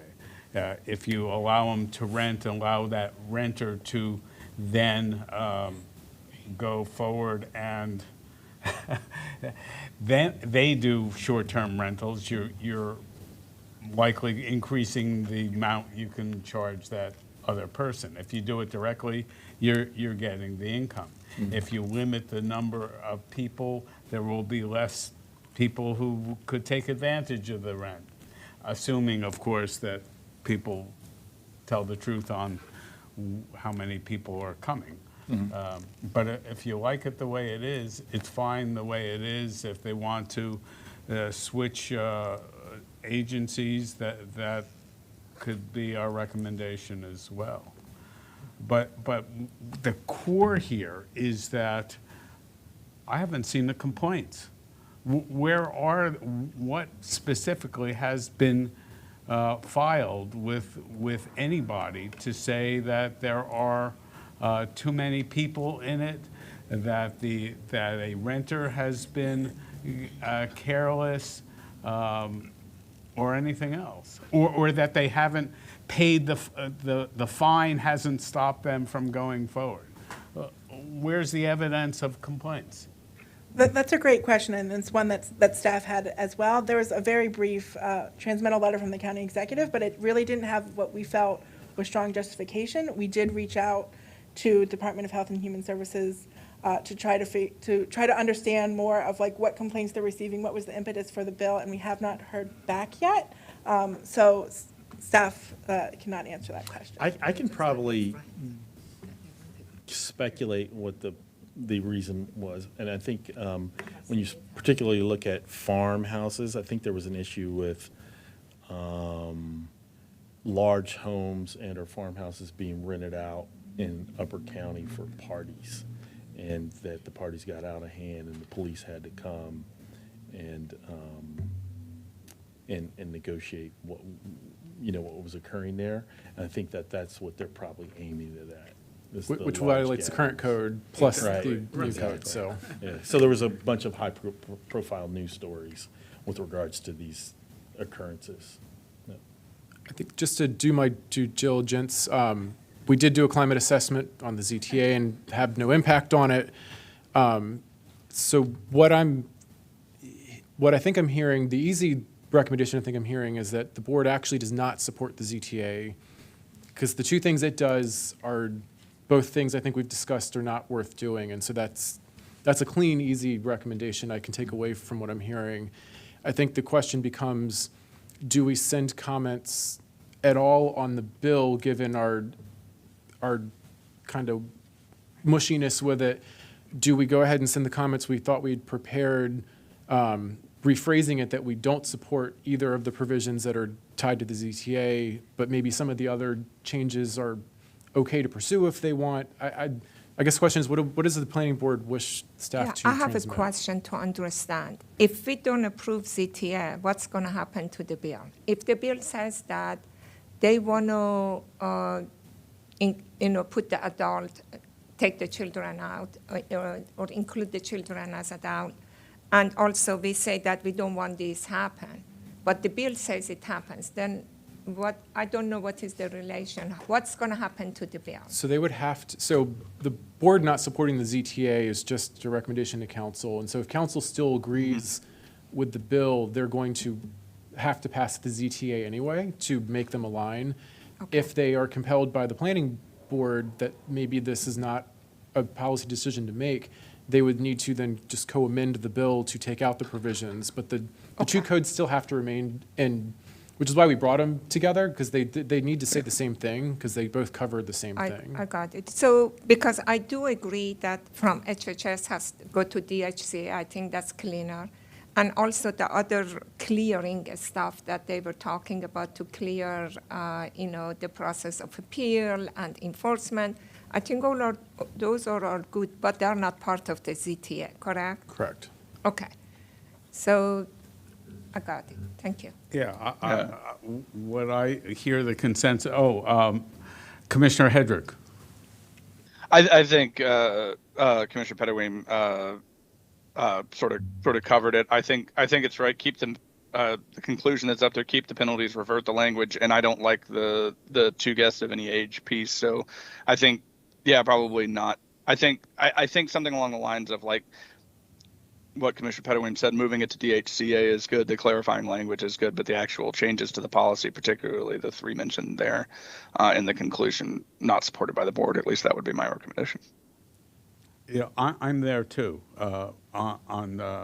What it's okay to do the bill to switch the location and all that. We object to the increased restrictions that we don't know will have any effect on any complaint anyhow. The penalties. Again, there's no proof that the current penalties don't work.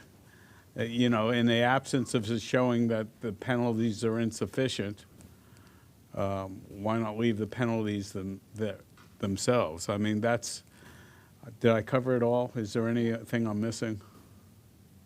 I think if we can just get an official motion and vote record of, I can count straws, but if we can just have officially someone motion to approve what I think you've said.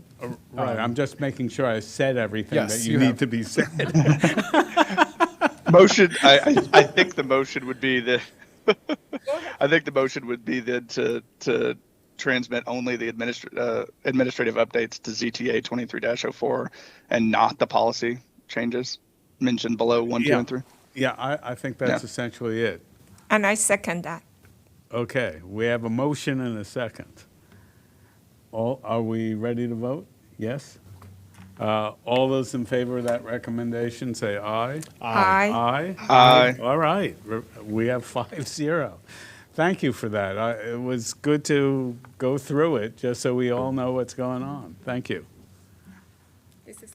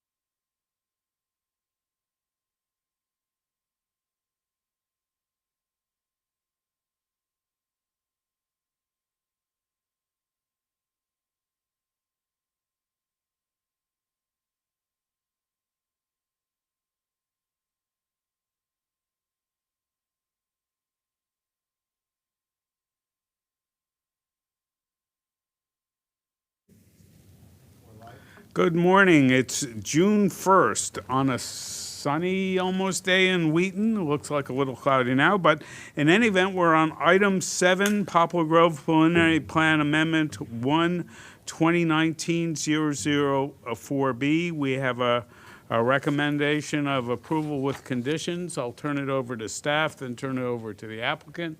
There are no people signed up for testimony. Please go ahead.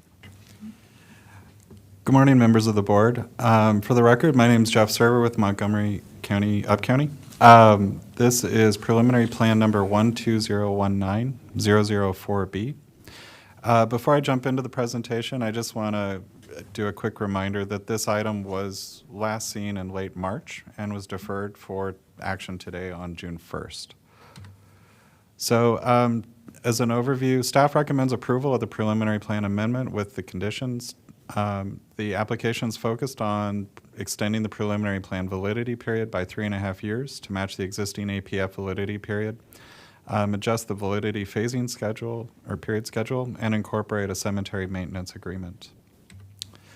The subject property is located on the east side of Century Boulevard along the west edge of I-270, and it's between Father Hurley Boulevard and future Dorsey Mill Road. The subject property is outlined in red in the image to the right.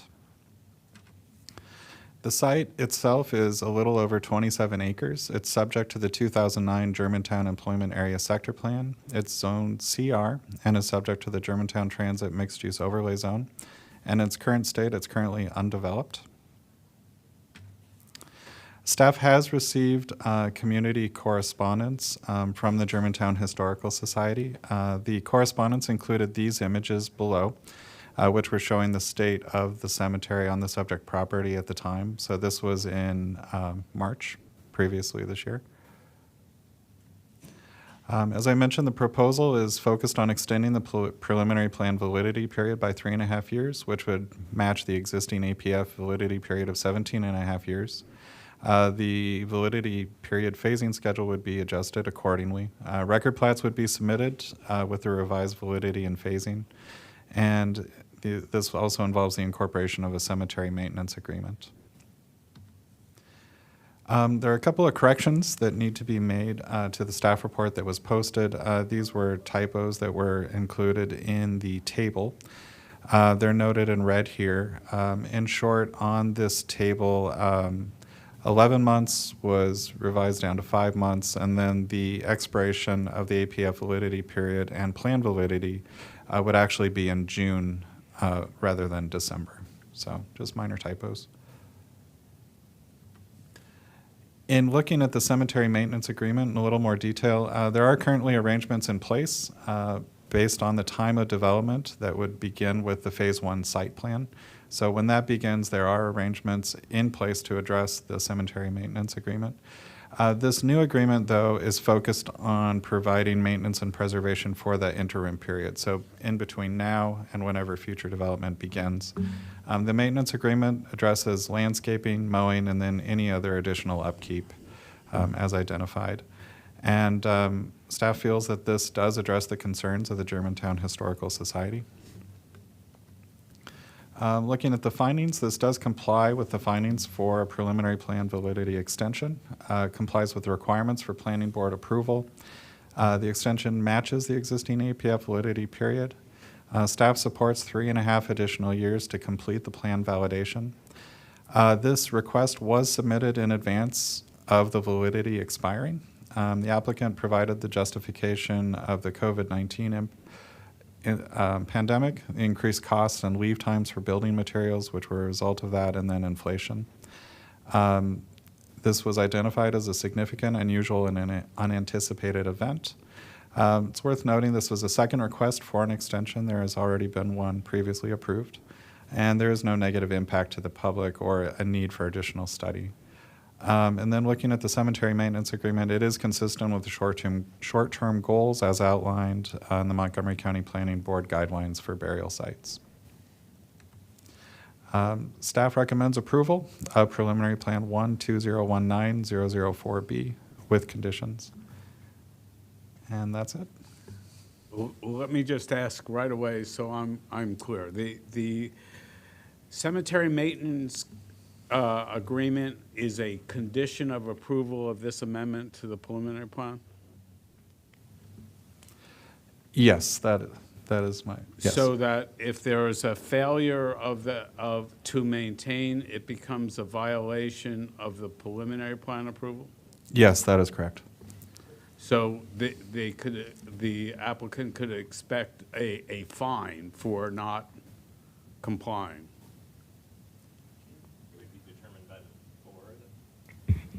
Yeah, there would be a process to get to that point, but yes, ultimately, it could lead to the board deciding that a fine would be an appropriate action.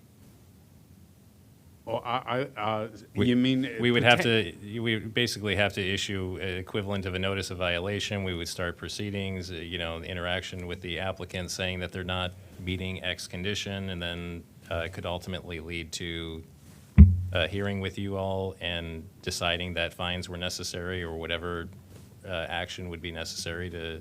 I mean, bring including the plan- revoking the preliminary plan approval? Or that, yeah, whatever that Holy may be at the mackerel. time. Okay, I just wanted to be clear that there was a means to enforce. Yes. Whatever we're doing. Ultimately, that would come back through the planning board, yeah. Okay. Seeing no other, Commissioner Hedrick.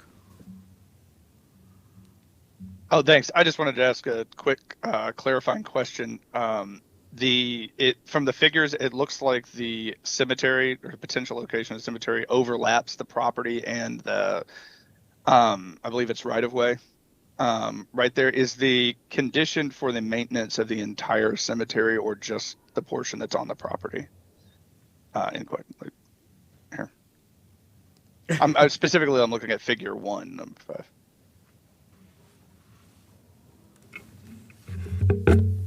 The cemetery is entirely within the applicant's property. It doesn't extend into the right of way. Okay, I was double checking from figure 1 on the site. Yeah, I wanted to double check on that. So okay. The circle, this indicates it's just around the approximate location. That's the circle in that graphic does not indicate the boundary of the cemetery. Okay, I didn't. I just wanted to make sure it doesn't overlap into a portion that's off the property, and I just want to make sure that the maintenance was all for the entire cemetery. Thanks. That's all I need. Okay, I think I have a board who's ready to approve with the conditions recommended by staff, but if the applicant would like to say anything, go ahead. Oh, sorry. Good afternoon. My name is Nicole Toda. I'm the manager of Symmetry at Cloverleaf, the owners of the property. We're looking forward to moving forward with this amendment, and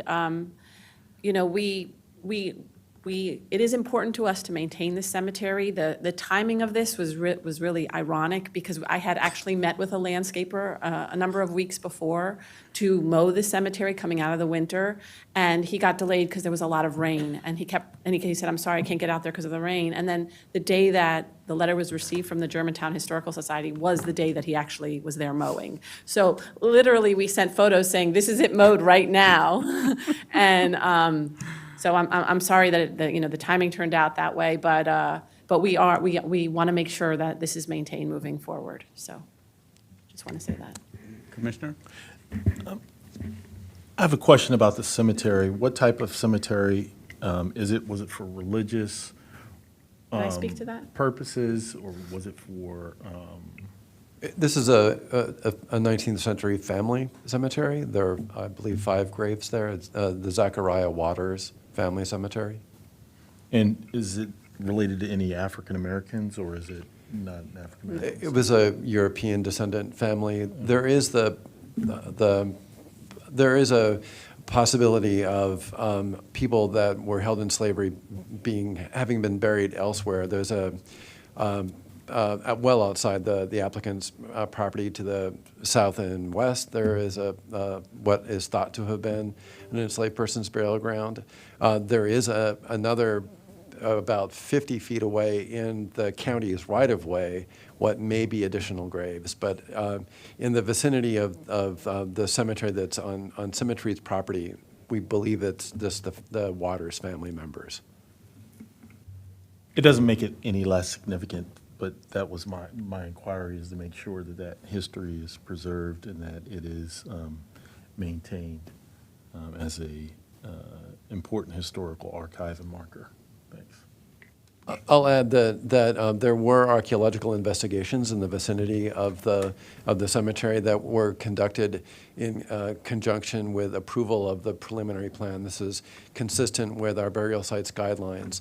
So those investigations included ground penetrating radar, and they were specifically intended to verify that there weren't other unmarked graves in the immediate vicinity of the Waters family cemetery on Symmetry's property, and there were not.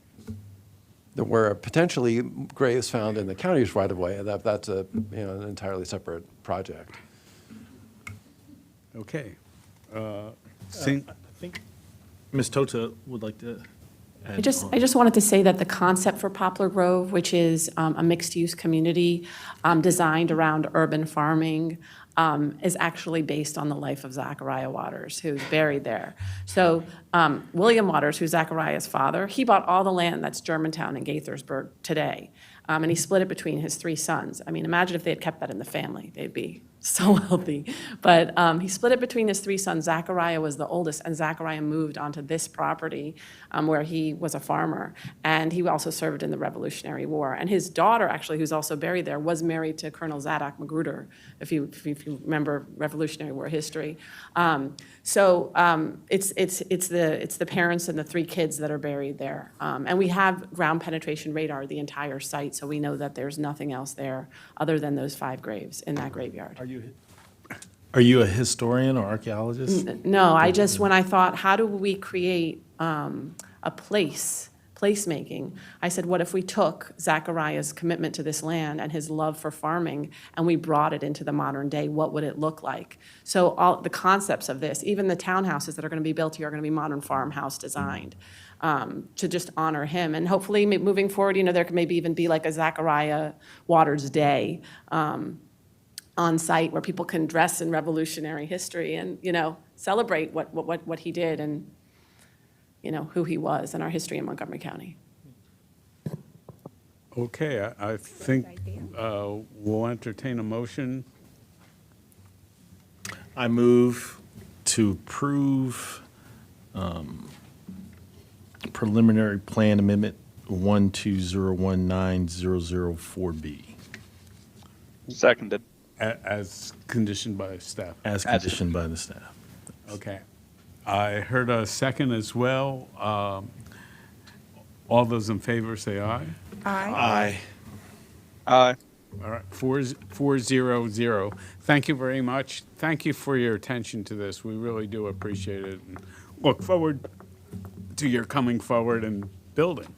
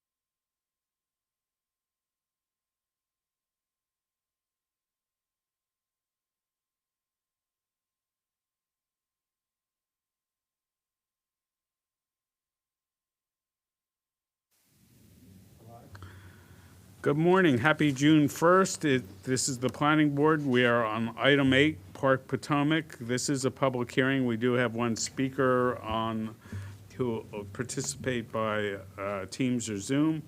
This is preliminary plan number 1-2003-029B. I'll turn it over to staff.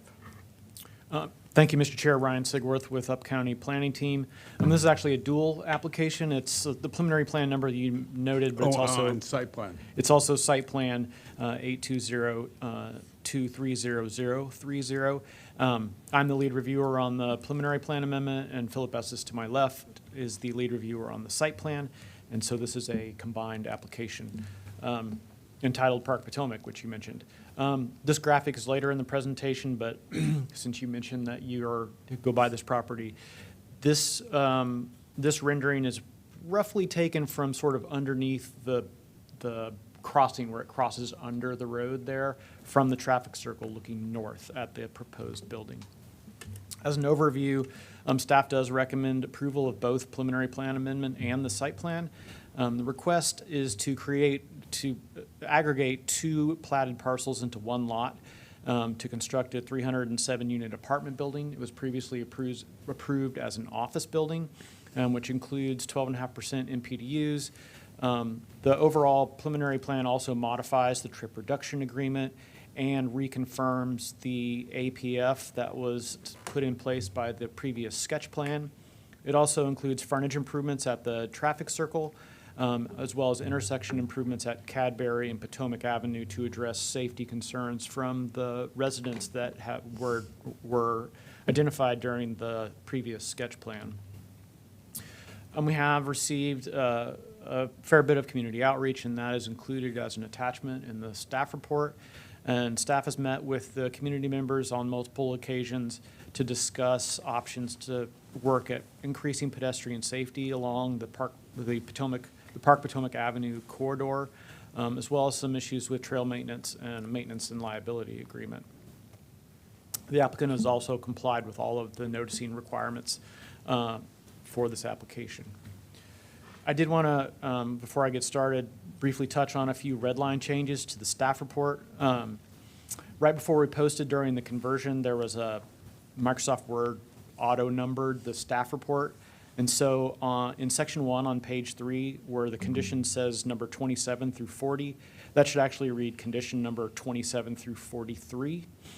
And sort of corresponding to that, where the new conditions are in the staff report, where it repeats the number 8 again, it should actually start at 27 and then continue down through the staff report at 43. Those changes have already been fixed in the resolution as well. Also on the on the modified condition number 8, is just a little typo where it references the trip reduction agreement rather than TMA, it should say TRA. And then at the very bottom of this slide where it discusses the development of a mobile commuter store, those 3 words should be capitalized because it is a specific thing. Someday I'll get staff to stop using the word prior to and use the word before. But it'll be long after I'm gone that I'll succeed in doing that. Next week. Right? Next week. Yes. Never mind. Please continue. I apologize for the phrasing. So, we can clean that up in the resolution if you prefer.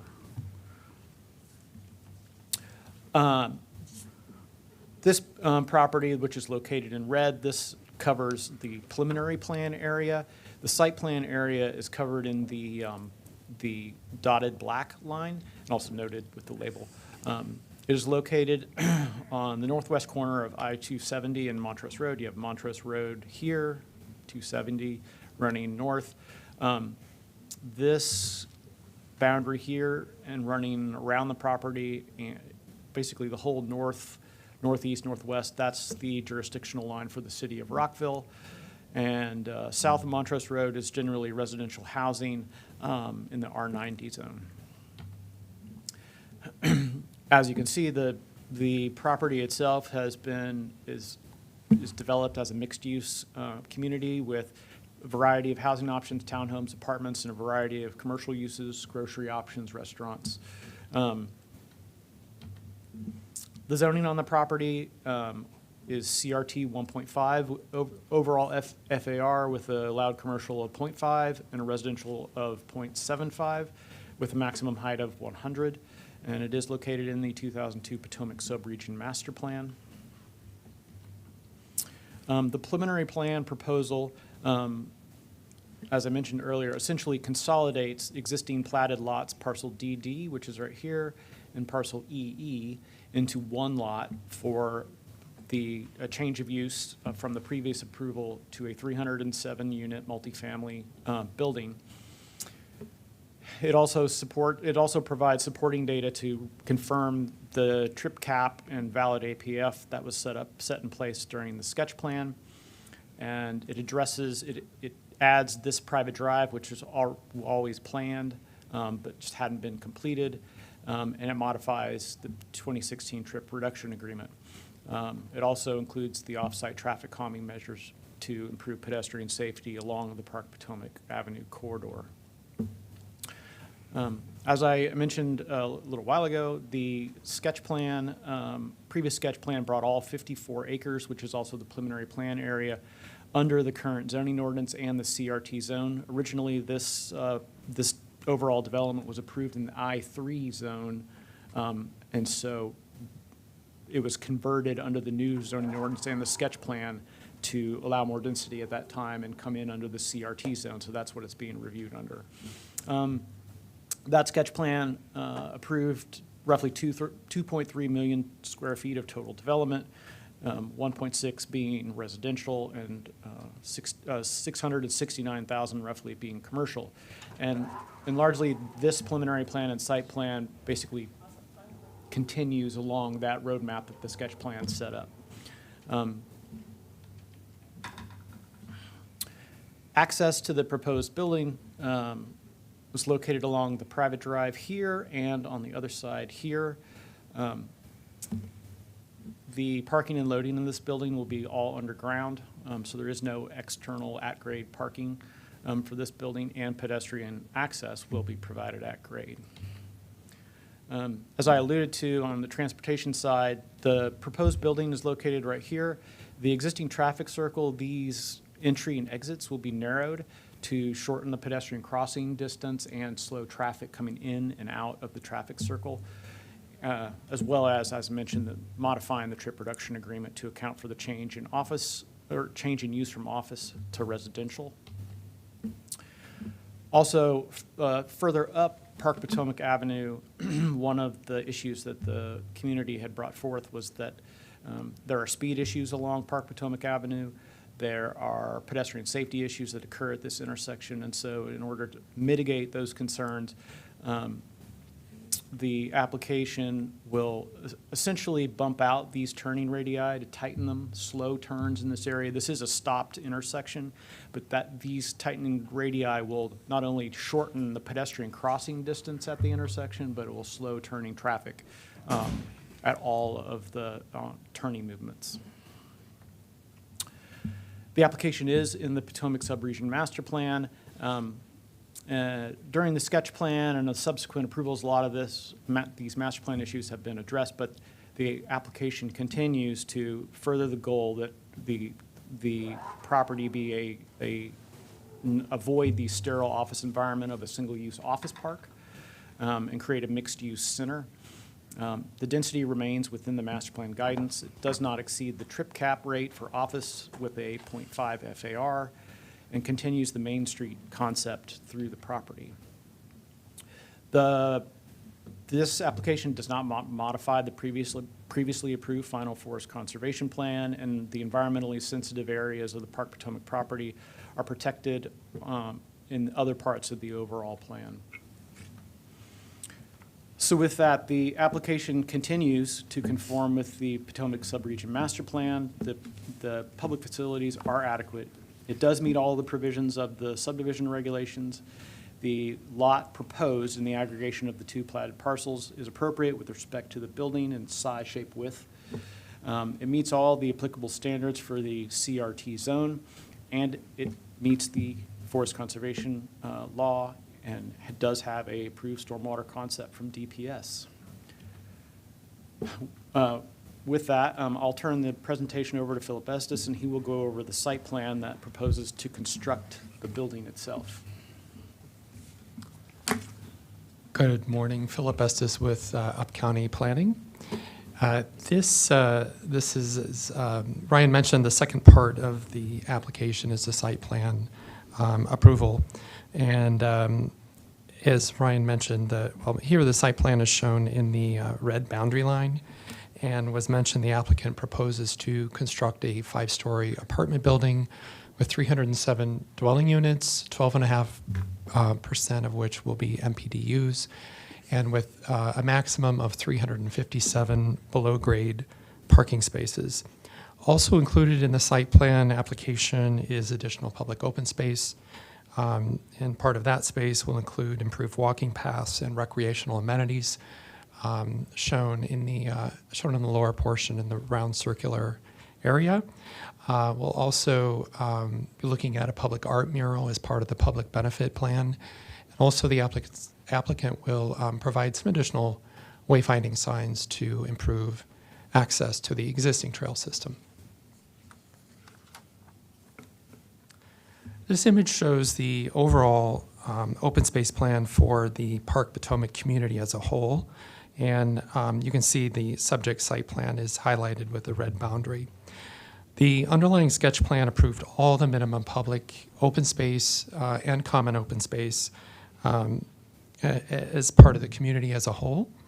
And this site plan, as I mentioned, will make some improvements to the existing public open space around that stormwater facility pond. And just to mention that, and it's important to note that this project will remain consistent with the approved open space plan.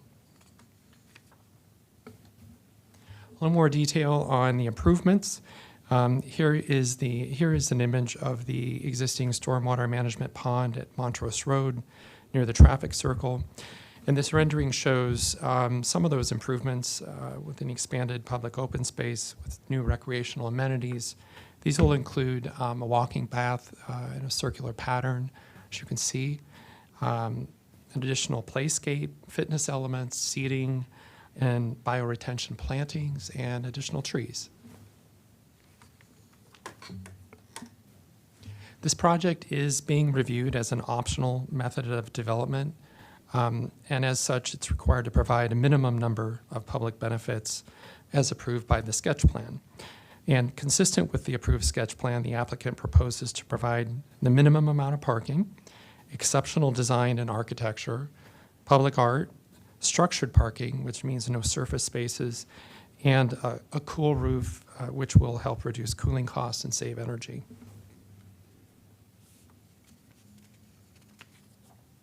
So 2 features that we want to highlight are, for the public benefit points, are the public art and then the architecture in the following slides.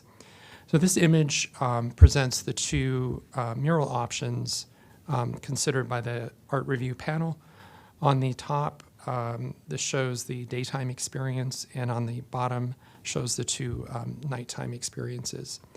The mural really provides a strong, playful, and dynamic gateway feature as you enter and exit the community from Montrose Road going into Park Potomac Avenue. It also provides for additional lighting to both highlight the artwork itself as well as to enhance the pedestrian experience inside the overpass. And as with all public benefit art features, these concepts were reviewed and recommended by the County Art Review Panel. And a few slides about the architecture. And again, the applicant has recommended public benefits for the architecture, and staff is recommending approval of those. And this rendering shows the proposed building as you would approach the traffic circle at Park Potomac Avenue. It's a distinctly modern and well-articulated design that will act as a strong gateway feature to the community at this highly visible intersection. And the ground floor is activated here, as you can see. This will be used as common space for residents of the building. Overall, the building incorporates a contemporary palette of metal, stone, and masonry materials, which contributes to the exceptional design. This is the northwest facade looking south along Park Potomac Avenue. And as with the southwest facade that you just saw, the ground floor here is also activated with common open space for residents. This next rendering shows the main entrance of the building with pedestrian access that goes down from the entrance to the sidewalk along Park Potomac.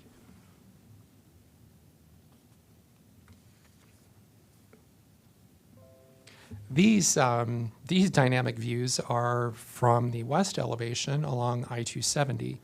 And of particular note on this facade are the colorful and playful graphics, and these will face the I-270 corridor. Overall, the building's unique shape and massing with multiple insets, balconies, terraces, and the use of both contemporary and traditional materials help to create a building that's both visually appealing and will enhance the community and the public realm. As part of the site plan review, the applicant submitted an acoustical noise analysis, which indicated that some interior noise levels in some units would exceed county noise guidelines due primarily to their proximity to I-270. As a condition of approval, the applicant will need to mitigate noise to acceptable levels, and this is typically achieved through construction methods or materials. Finally, as described more detail in the staff report, the project does conform to the preliminary plan findings. It meets all other necessary findings, and the site plan is consistent with the Potomac Subregion Master Plan. And finally, we do have one minor revision to the site plan conditions, and this recommendation would strike condition 7B entirely. The reason is that this condition was intended to remedy a transportation study, the TRA, and so it's already covered by the condition DOT letter. So this particular condition is not necessary. In conclusion, staff recommends approval of the preliminary plan amendment, the site plan, and as noted, the preliminary final forest conservation plan remains valid and unchanged. Ryan and I are both available for questions or comments. Thank you for that. First, we'll hear from the Park Potomac Coalition, Bruce Foneroff, if he'd like to testify. I believe he's online. Yes, I am. Can you hear me now? Yes, we can hear you. Very good. This high-tech stuff had me worried. Mr. Chairman and members of the Planning Board, thank you for the opportunity to speak to you today. My name is Bruce Foneroff, and I'm a representative of the Park Potomac Homeowners Association. I'm joined today by Richard Johnson, who is a member of the Brownstones at Park Potomac Homeowners Association Board of Directors. Collectively known as the Park Potomac Coalition, we represent more than 300 living units in the Park Potomac neighborhood. We have previously written to you on 2 occasions regarding our concerns about pedestrian safety and the need for traffic calming on Park Potomac Avenue. In addition, we have met with the Planning Board staff to explore possible solutions to what we believe are very serious threats to our residents' health and safety. Rather than repeat that material, I would simply like to make 3 quick points in the time allotted to me. First of all, I want to make clear that we have the utmost respect for Folger Pratt and have had an outstanding relationship with them regarding the revision of the intended use of buildings A and B, and have met regularly with them since the sketch plan was approved back in June of 2019.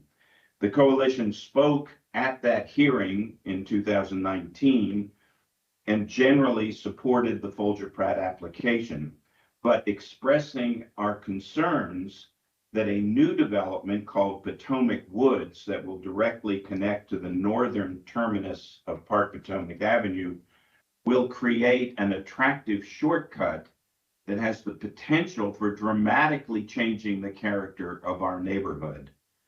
A planning board member during the sketch plan hearing made clear for the record that Folger Pratt could not simply treat Park Potomac as an island, but rather had an obligation to consider the impact of nearby neighborhoods on additional traffic, speeding, reckless behavior, and pedestrian safety. Second, while we have no doubt that Folger Pratt's transportation consultants conducted the required traffic studies in accordance with existing codes and accepted standards, their resulting conclusions simply do not correspond to what is already observable and what is guaranteed to get dramatically worse when the Potomac Woods neighborhood comes online. In particular, the projection that there will be on an average of 14 or 15 cut-throughs per day is, in our opinion, wildly underestimated and simply unrealistic. And finally, we want to thank the planning board staff for listening to our concerns and for their professionalism in proposing a number of reasonable conditions of approval to improve pedestrian safety, including tightening the intersection of Park Potomac Avenue and Cadbury Avenue, reforming the traffic circle at Park Potomac Avenue and the private road, and installing other calming measures. In summary, we respectfully request that the planning board make unequivocal and absolutely clear in their decision that pedestrian safety along Park Potomac Avenue is of the highest importance and an essential component of any further development at Park Potomac, such as those in the applicants for building A and B. I thank you very much for your attention. Thank you very much for your testimony. We'll now hear from the applicant. I don't know who wishes to speak. Please go ahead. Good morning, Mr. Chair and Commissioners. My name is Philip Hummel with the law firm of Miles and Stockbridge. Our firm is land use counsel for the applicant Folger Pratt. I have here at the table with me Josh Etter and Kofi Moreau of Folger Pratt and Josh Sloan of VICA, also attending virtually on the call. We have other representatives from VICA, the project architect, and the project landscape architect. We're all very excited to be here. We think that this project will really enhance the unique sense of place at Park Potomac for all the reasons as ably described by staff. We have reviewed the conditions as proposed by staff. We are in agreement with them, and I want to take this chance to thank the entire Up-County team, Mr. Sigworth, Mr. Estes, Ms. Pereira, and Mr. Butler for their hard work on this case. And I'll see if folks from Folger Pratt have anything to add. Good morning, Josh Etter with Folger Pratt. I'd just like to say we're super proud of Park Potomac, and we think this is only a betterment for the development and the county. Again, would like to thank Up County staff who's been very reasonable to work with over what's been many, many years. In addition, we appreciate Bruce Foneroff's testimony. Bruce and I have a good relationship. I respect Bruce quite a bit. He's also got a hard job being a leader of many residents who live in the community. And so we think that the recommendations from staff to make certain improvements down by the traffic circle and at the four-way stop are appropriate. So thank you very much. Thank you. I would, if Mr. Foneroff wouldn't mind answering a question. Do you think there are other modifications beyond those recommended by staff that should be made, or additional conditions? I do. When we met with the staff, in addition to the two major conditions that Mr. Estes referred to, there was also discussion of additional crosswalks and perhaps crosswalk improvements, both at the north end of Park Potomac Avenue and in the middle of Park Potomac Avenue. And I don't recall seeing those in the staff report. Okay, thank you. I'll ask staff to respond. I don't know who on staff should respond to. My recollection was there was a ramp at roughly where the grocery store is further up. I forget what the intersection is, if it's named or not, but we can add the condition to include a crosswalk there. I think the ramps were there, it just hasn't been striped, and as a public street, ultimately that would be up to DOT to decide whether a crosswalk is appropriate here, and oddly enough, representatives from DOT are in the room, as well as our transportation staff, and so that can be discussed further. Rebecca Torma from DOT. That's an operational issue that we would deal with at sending a marking, so that can be evaluated at that time, but we want it done if it's needed or necessary or it's allowed, then we would do it at that time. So don't make it a condition of Yes, it's an operational thing that we handle outside at the permit process time. Okay, thank you. Commissioner Bartley? Is there a new intersection being created, or is it the utilization of an intersection that's already in existence? I think, Mr. Kofi, you were going to answer that. Thanks. I just wanted to clarify that you were, Kofi Moreau, Folger Pratt. I just wanted to clarify that you were speaking about the private road that staff was talking about being finished. So right now, if you're familiar with the site, it probably gets halfway to Park Potomac Ave, and so because we're putting in the building at the southern end, we're recommending completing that. So the private road that we're looking at that wraps around will then rejoin with Park Potomac Ave. So in some ways, yes, there will be a new intersection there. I'm familiar with the area because I think there's a lot of traffic calming when you come into the area and how it winds around when you come off the intersection and then you turn right into I'm heading west, and once you come off 270 and then you turn right into the community. And so I was just wondering if that was going to be a new intersection, and was the art that's going to be installed next to the overpass going to integrate that intersection and walkways to the community? So the intersection that we're talking about is actually more towards the north of the site. If we're looking at the same screen right now, where there is another. Sorry, it just changed. Actually, go back. If you don't mind going back, actually, I think I was very close to pinpointing. So where you see the green space towards the north of the page and a windy path, that is the new where intersection. it says private drive. Where Sorry, it says I'm gonna jump private in and drive, help you actually. there. Thank Yes. you. Yes. So right now, half of that road exists. The other half, literally where it says private drive, is where it will now intersect to Park Potomac. Otherwise, what you're seeing is largely in place today. It's just a big green field. The connection will finally be made between the private drive in the rear and Park Potomac Ave to the west. And to address your question about the public art, that is going to be at the southern end of the site under the overpass. And there are already existing sidewalks and lighting, and we've talked with staff related and with the art panel, making sure that we're not doing anything adverse to not only vehicular but pedestrian access through that space. And so there'll be a new entrance into the community from Montrose Road? The entrance exists. It's already, Okay. yeah, it's already there. Okay. But if you look at the arrow, the tip of the arrow, and you go directly north of that arrow, that's not an entrance into the community to a roundabout there? It exists. It already exists. We're Oh, it not already creating exists. any new Okay. entrances. Turned it off. Ryan Sigworth again, maybe I can clear up a little bit. The only road infrastructure and paving that isn't there is just this portion to this portion. As a matter of fact, I think the street lighting is actually there. There's just no roadway. All the rest of this exists. So when this road crosses under Montrose Road and then comes up and comes out right here, and then there's an exit here that comes in. But the traffic circle, all that infrastructure, even this roadway, and that is all existing today. It's just a very short piece that's not there. Yeah, and to address some of the pedestrian concerns, we did work with the applicant and DOT to make some slight modifications and make the crossings a little safer, a little narrower, et cetera. So we did make some adjustments to that because of introducing this new residential piece to this community. Good. Anyone else?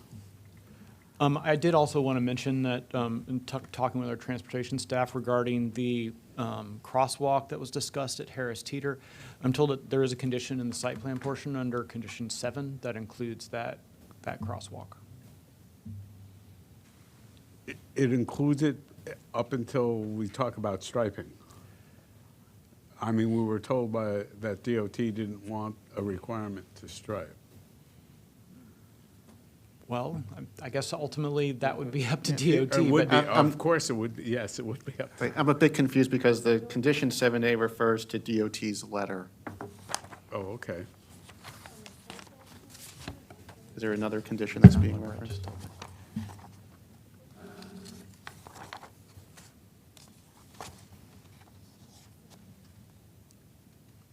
That was a question.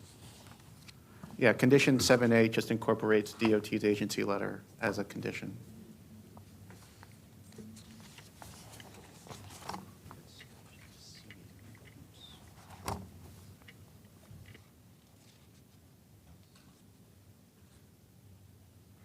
Actually, it's DPS. I misspoke. It's DPS's. Oh, DPS. Not DOT.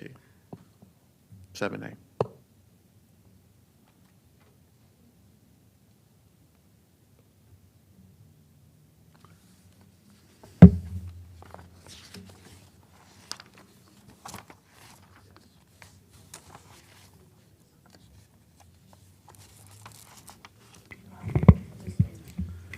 Yeah, actually, so DPS right-of-way permitting would work with DOT to ultimately implement that condition and determine whether or not the striping is necessary, et cetera. So, but yeah, our understanding, the plan would be implemented. Final permitting is always subject to DOT and DPS right-of-way permitting review. It's how the process works, yeah. Okay, and you're satisfied with the condition as written? That's correct. Okay. Any other board members have any questions? I'll entertain a motion. I need two. Okay, I move to approve preliminary plan amendment number 1-2003-029B with the staff conditional approval and recommendations. Do I hear a second? A second. Seeing no further discussion, we have four board members voting. All those in favor say aye. Aye. Aye. Aye. Mr. Chair, I think you need to make a second motion for We the do. site plan portion. We Okay. do. I just want to We make were sure.